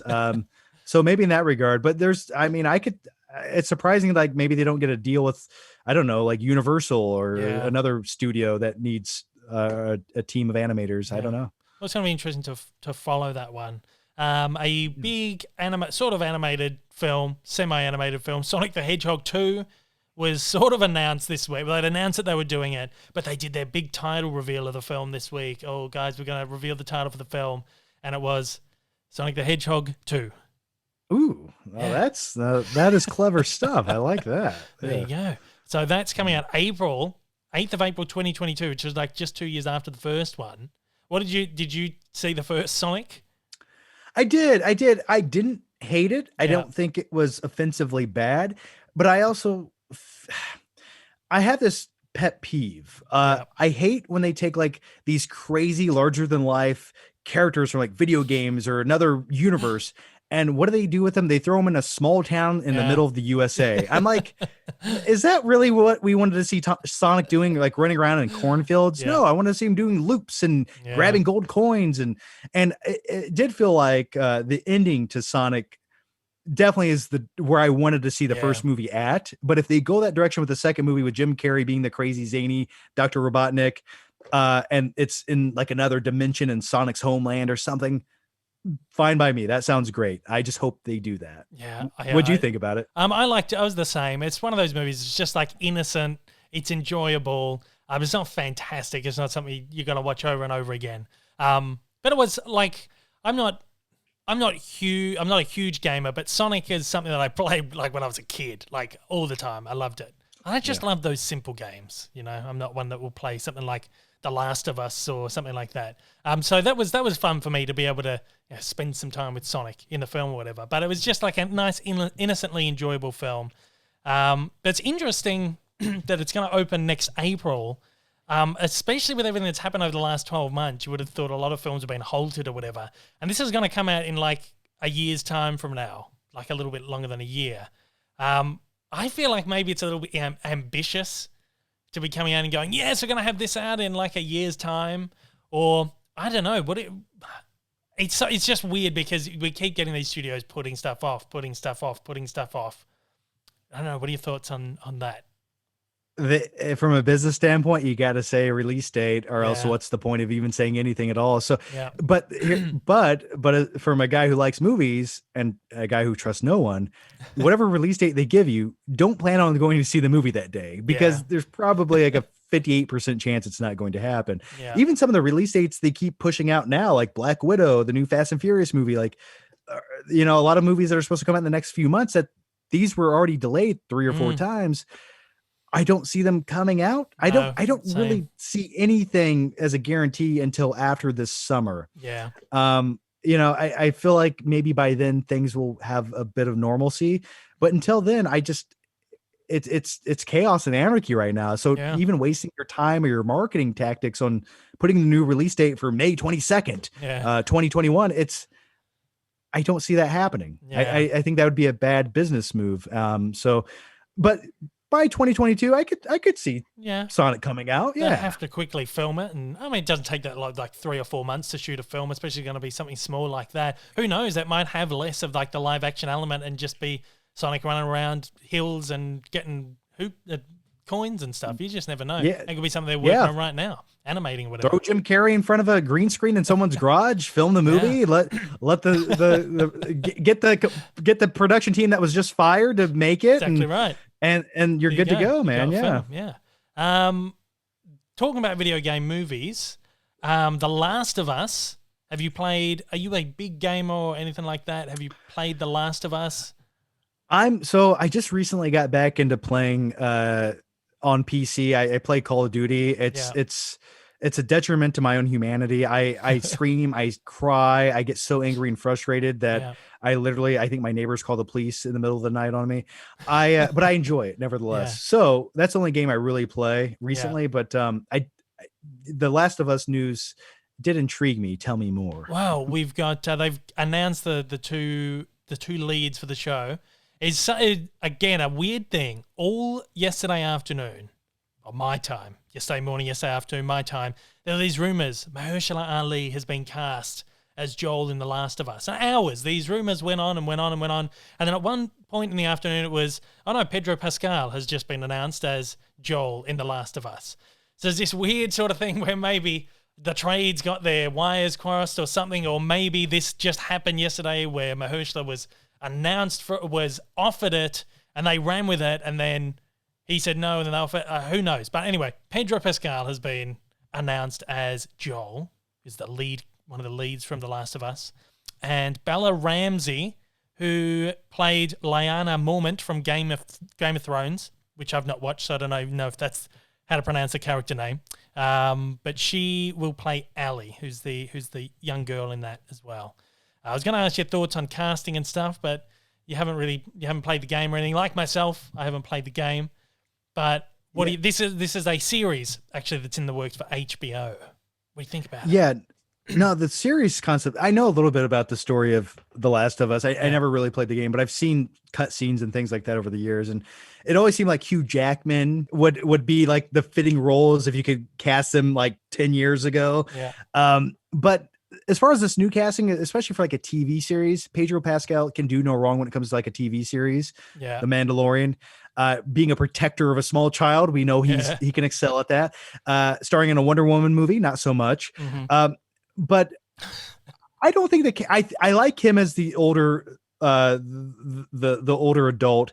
The little girl, the last time I saw her was in the Game of Thrones, where she plays like kind of she plays like a little girl who's like a 40-year-old woman, basically, with her mentality, like the way she orders people around in Game of Thrones. So I haven't seen enough of her work to really judge it, but I think it's interesting casting choices, and I think it works. I think they're at least inspired casting choices. I would say, I think that's what a lot of people have been saying.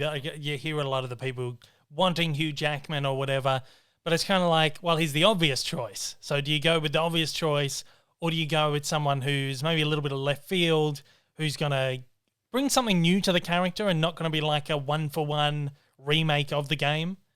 Sort of thing. I really like Pedro Pascal. I think he's been fantastic in everything I've seen him in. I thought he was really good in Narcos. So I'd be interested. It's a game that I've been interested in, or like wanting to play. I have a copy of it. I got it for free with my PlayStation 4. However many years ago I bought it, still in its shrink wrap sitting down there. And some of the people keep saying, you got to play it. And I'm like, I don't have the time to play it. I don't have like that mental capacity to be able to like sit there for however long to play this story-driven game sort of thing. So maybe this like HBO Max series would like do it for me. I'll just be able to like watch the series and feel like I know what I'm talking about, or feel like I've, been part of the experience somehow. Yeah, or on a positive note, the fact that you never played the games, now this is like a new experience to where you can just enjoy the show and not know exactly what happens every 5 seconds. Yeah, exactly. So that's what I'm looking forward to, and I'm glad I didn't play the game now, because now we get a show. I just hope the show's good. But the setting of it, like the post-apocalyptic wasteland, like I love that kind of setting for any story. I think it just immensely elevates it like right away, and it sounds really interesting. I'm glad a studio like HBO got a hold of it. Yeah. Because I know they will at least probably do it justice. Well. Yeah, I think so. Yeah, I'm looking forward to that one. It's like the same sort of thing, like where you see a movie without having seen the book. Everyone's like, oh, you haven't read the book, you don't understand it. I'm like, no, I'm just happy to watch the movie and just not know what's going to happen. I hate having read the book or whatever. It's like spoilers sort of thing. I do read a lot, but I feel like going into a movie you haven't read the source material or played it, it's a little bit more exciting. Oh, always. Unless, I can rarely think of a time where I think as a kid I read the book of I was going to say I read Shawshank Redemption, the novella by Stephen King, but the movie's much better. Yeah. So the movie is better. Yeah. Don't read the book, kids. Just watch the movie. Yeah. Yeah. I read that. I can't remember. Maybe I did read that before I saw the film. I can't remember. There was a stage where I was younger where I would read the book before the movie. I'd be like, oh, I have to read the book first. But no, really? Yeah. Really? I was never that kid. I was like, I'll watch the movie. Yeah. Well, I think The Shining I read after I saw the film. I watched... I read the Stephen King's novella of Stand By Me. What was it called? The Body, I think the novella was called. Yeah. I read that before the movie. I hated the novella. It goes off on this weird tangent in the middle, like a character's telling a story, and then there's like 30 pages of of the story that the character's telling. I hated it. I hated the book. And then when I watched the movie, I didn't like the movie. I think because I didn't like the book. But it's really? Like one of those movies that everyone loves. So I think maybe that was the point for me. It was like, no, I have to just go into these things blind, sort of thing. Yeah. I gotta say, I never will get a chance to say this again. I'll tell you one movie that was really bad, but the book, when I read the book, I imagined the most epic sea adventure of all time. And it was called, the movie's called The Meg with Jason Statham. I'm Jason Statham. I'm going to fight a shark today. But the book by Steve Alton, I believe, the book, when you read it, it sounds like the most epic adventure under the sea you've ever read in your life. It sounds like it could have been like this $500 million movie, and it wasn't like this hokey, jokey Jason Statham movie. And then you see the movie and you're like, this isn't even comparable. Yeah. Ugh. You get that a lot though, where they grab the book and they don't adapt the book. They just use it as source material. They take the you get it with all the James Bond films, all those early James Bond films. They take the title from the book and they might take like a little seed of an idea and then just do whatever the hell they want with it. And like you got such great source material there, and you just done whatever else sort of thing. It baffles me sometimes they don't just utilize what they already have. Like, if it worked the first time and people liked it, just copy and paste it. I mean, Hollywood's lazy, right? Why don't you just copy and paste it? Yeah, exactly. Another big TV sort of thing, this was a couple of weeks ago actually, but I didn't get a chance to talk about it last week, is that Ryan Coogler, with his production company, Proximity Media, signed this massive 5-year exclusivity deal for television with Disney. And this is to produce Marvel shows and kind of other things. The article this came out in, one of the trades, wrote that it includes one based in the Kingdom of Wakanda for Disney Plus, and then it enables him to develop television series for other divisions of the company as well. What are your thoughts on this? I mean, that's a lot. I'm curious about some of the projects. The one that sounded like it had the most detail was the Wakanda show. I don't know, like Wakanda is an interesting backdrop, but if it's not relating to Black Panther in the Wakanda city itself, is it like about the guy who works at the convenience store in Wakanda, and it's like Clerks but in Wakanda? I mean, I would be intrigued. Sometimes with the Disney shows, it feels like they're reaching for things to put in there. And I wish they didn't do that because it's going to sour people. But hey, maybe it could be great. It's a cool backdrop. I like that. But as far as like the premise, I'd like to know more info once it comes out. Yeah. Well, that's pretty much all they really gave. I'm pretty sure I read something else that said it was, it's like going to just focus on the people of Wakanda. But who knows, that might end up being some sort of fully fledged Black Panther sort of thing. Not too sure. It intrigues me. I'm interested to see. I mean, I'm a big Marvel fan, so I'm always intrigued. I love Ryan Coogler as a filmmaker. So it's really interesting to see. I think that the part that gets me most excited is not particularly the Wakanda stuff, the Marvel. Like, there's so much Marvel stuff to get hyped about now, or to even comprehend is coming out over the next, like, even 3 years. I don't want to know about more Marvel stuff. I'm kind of interested about what other things he's going to do for Disney or for Disney Plus. Well, it's obviously going to be Disney Plus because it's television. I think that's the thing that gets me most intrigued, maybe, is what else he's going to do there and what he can bring to the lineup of stuff that's going out, I think. Yeah, it makes you wonder, like, in a producer capacity, what he's going to be doing, or just the thing is, like John Favreau, like, he's like the backbone of the Mandalorian. Like, he should be in charge of everything Disney related on Disney Plus, or everything Star Wars related on Disney Plus. So it makes me wonder what capacity Ryan Coogler is going to handle for the Marvel shows. By the way, speaking of the Marvel shows, which one are you most like anticipated to see? Well, I was thinking like Loki was one that just looks really fun. But after we got this trailer for the Falcon and the Winter Soldier, I'm so pumped for that. And that's actually what I was going to talk about next, actually. So that's a good segue. Okay. Good. But yeah, I got really hyped by that trailer.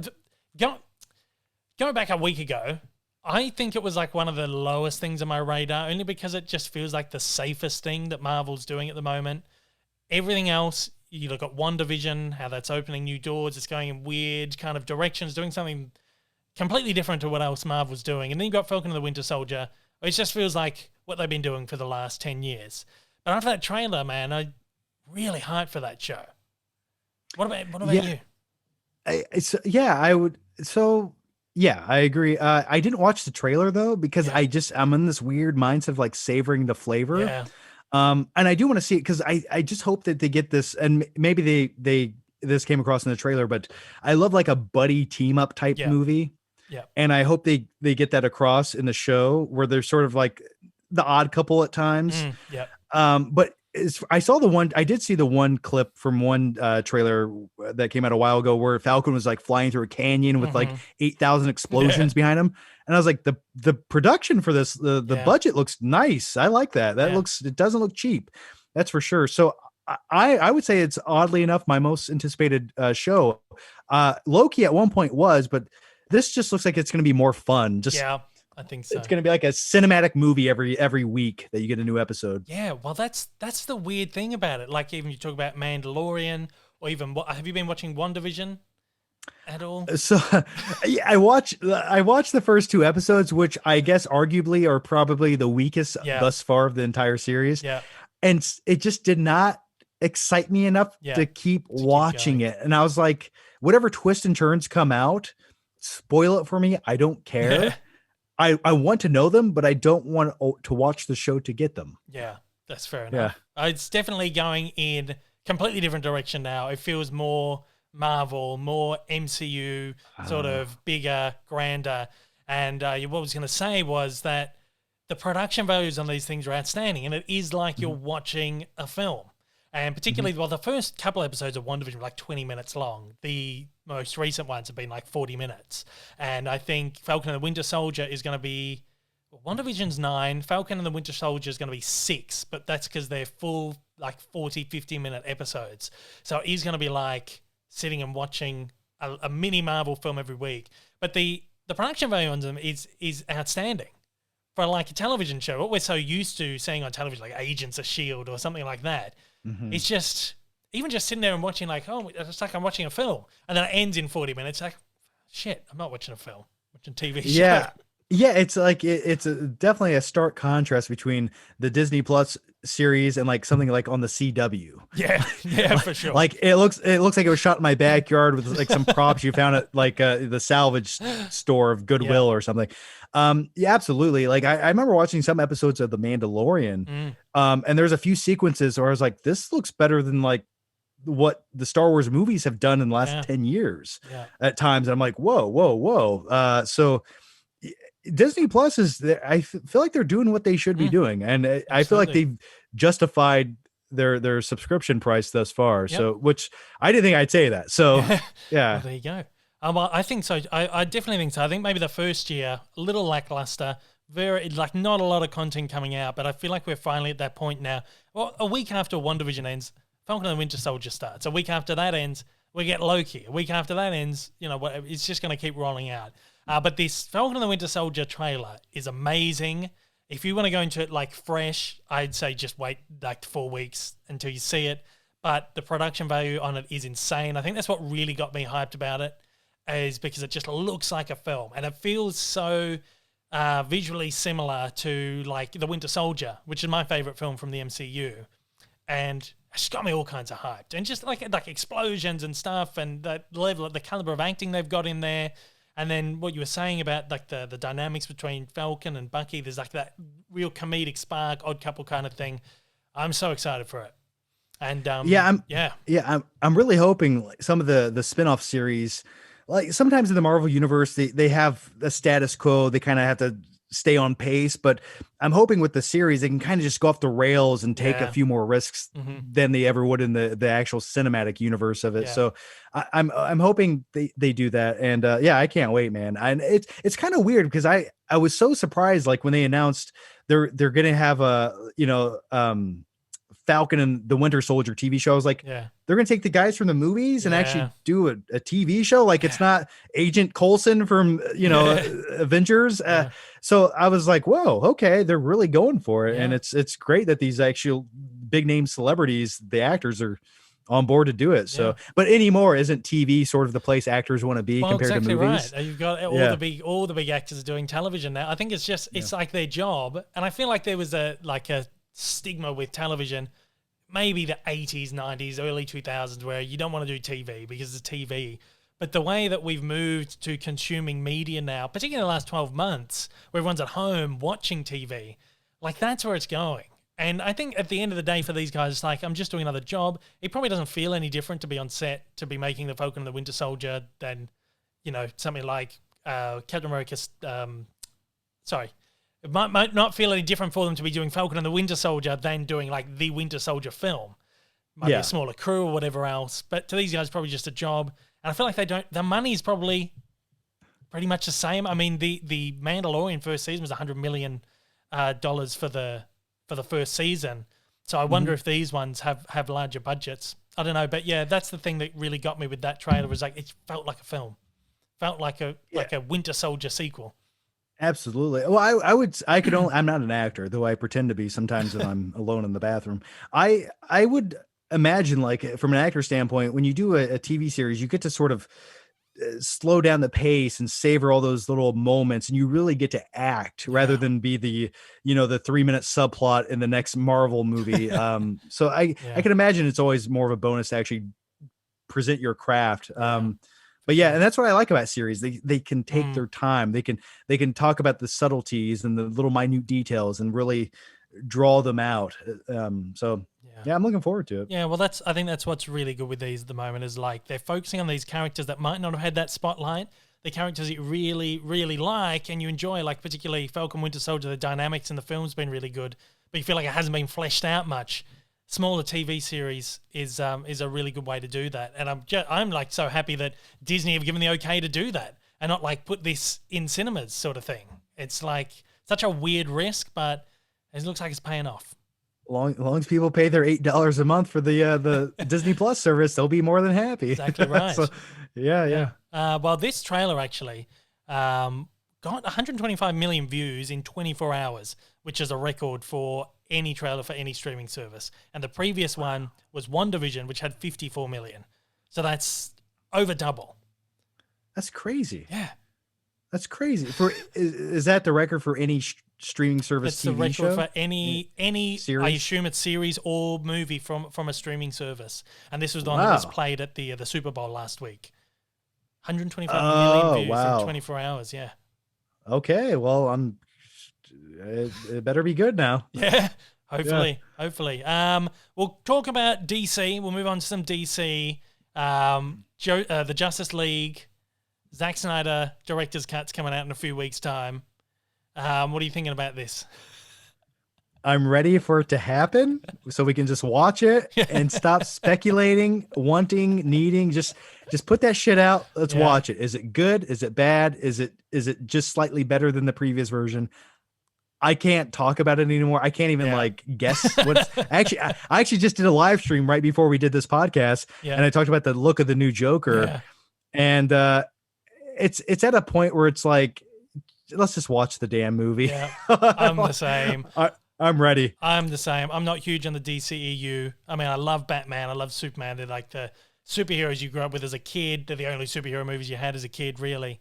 So I love the characters. I've not been flash hot on the DCEU, but I'm someone who I think, even though I didn't really like Justice League, didn't like Batman v Superman, I will champion someone's right to be able to put their artistic vision out there and get the chance to complete their vision. So in that respect, I'm definitely going to support the film. I'll watch it, whether it's good or bad. At this point, who cares really?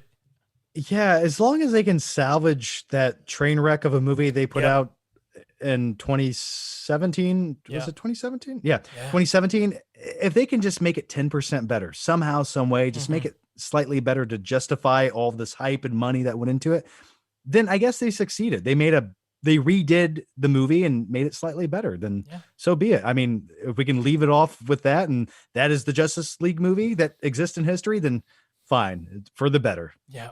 All right. Well, I look forward to checking it out. We'll see it. When it comes. I don't know when it's even coming out here because we don't have HBO March Max yet. So. Oh, you don't? That's right. Yeah. So I don't know if they're going to do like a theatrical thing here or I don't think so.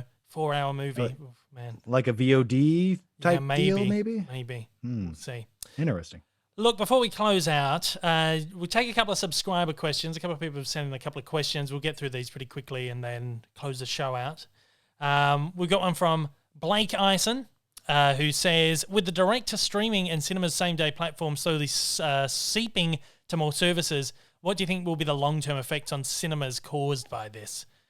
Another very loaded question and one that's, I guess has come up a lot in the last 12 months or so.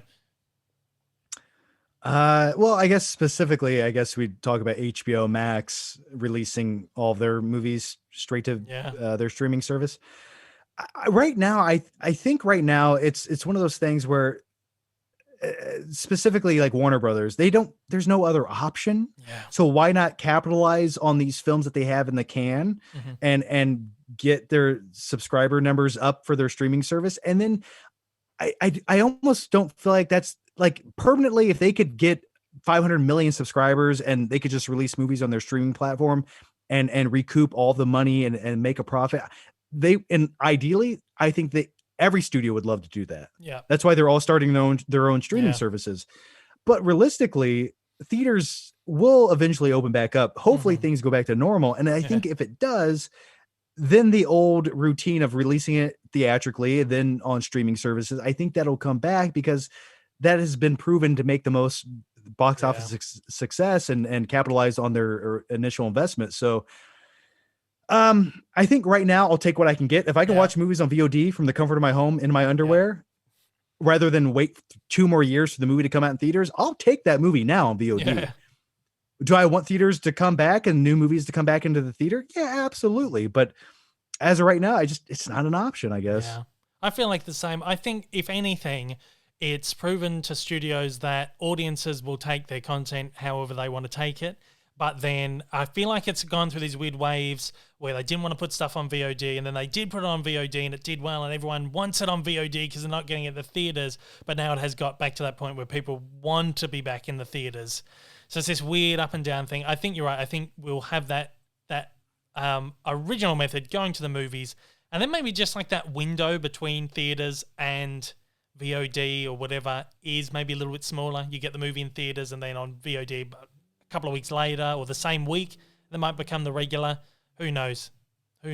It's it's kind of like the Wild West right now. Anything can happen. Well, the other thing is like sometimes some movies I don't want to leave the house to see in the theater. I don't think they necessitate leaving the house as a theater experience. Like for example, The Little Things. Yeah. Like I was so grateful I got to just sit at home and watch that on HBO Max. I wouldn't probably not go to the theater to see that movie. But something like, I don't know, Godzilla versus Kong, does that belong in the big screen? Yeah, absolutely. It's like a spectacle. So that's really the only thing right now. But sometimes it's good, sometimes it's not so good. I just hope the theater industry doesn't go extinct. That's I don't want it to. No, exactly not. I feel the same. It's like I don't go to the cinemas a lot. I'll go see the Marvel stuff. I'll see the DC stuff. I'll see the big films on the cinema. Most of the stuff I watch is at home. And I feel like, I don't know, it's going to be interesting to see what does happen when we come out of the back end of all of this. Mr. Josh writes in and says, "Hi, Dave and John. Do you guys have any movies that you find relaxing? Something to help you unwind after a long day?" Well, I have various definitions of this. Okay. Yeah. I have relaxing and I have feel good. And then I have happy place movies. But if you want to say relaxing, I have a very odd pick for you that I find so relaxing when I watch it. It just comforts me. It's the movie Castaway. Yeah. And when he's on that island and he's all alone and you just hear the waves of the ocean, he's hanging out with a volleyball. There's something about that isolation that I find comforting. Like when he's just on the beach, like taking VHS tape and tying it around twigs or whatever, or trying to open a coconut. It just relaxes me deep down into my core. And I can just watch 20 hours of that because I know there's not going to be any big confrontation. So oddly enough, like truly relaxing is that to me. Tranquil film. Yes. Tranquil. Yeah. Yes.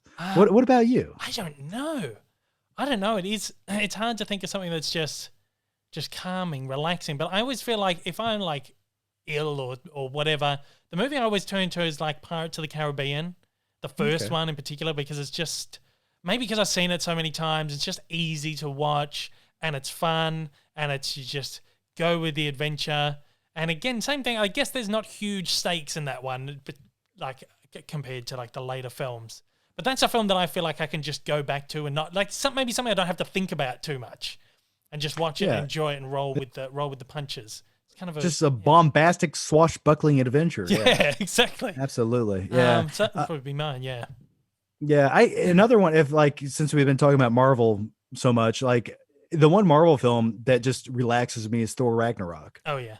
Like I find that the most rewatchable Marvel film thus far. It's just so easy to watch, Yeah. and anything with Jeff Goldblum is Oh, yeah. easy to watch. Absolutely. But yeah, that's one I watch that movie. It seems like once every month or two. Yeah. We got an easy question from Popcorn Chat. Says, who do you think would win a fight between the Terminator and Batman?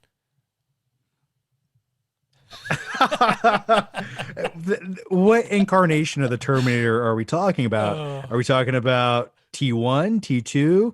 Anything after that, I'll give it to Batman all day. I don't know. Arnie and T2 was a badass, man.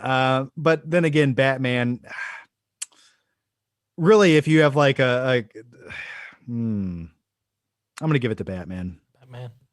Yeah. Yeah. I mean, if the Terminator comes up against Melton Steel, he's done, or like a compacting machine, like in the first one where it gets crushed. Yeah. So yeah, I'll give it to Batman. I'd say the same thing too, I think. And at that, let's close this one out. Thank you very much for joining me, John. It's been an absolute pleasure to have you on the show. Absolutely, man. For those out there who maybe aren't familiar with you or whatever, let them know where they can find you.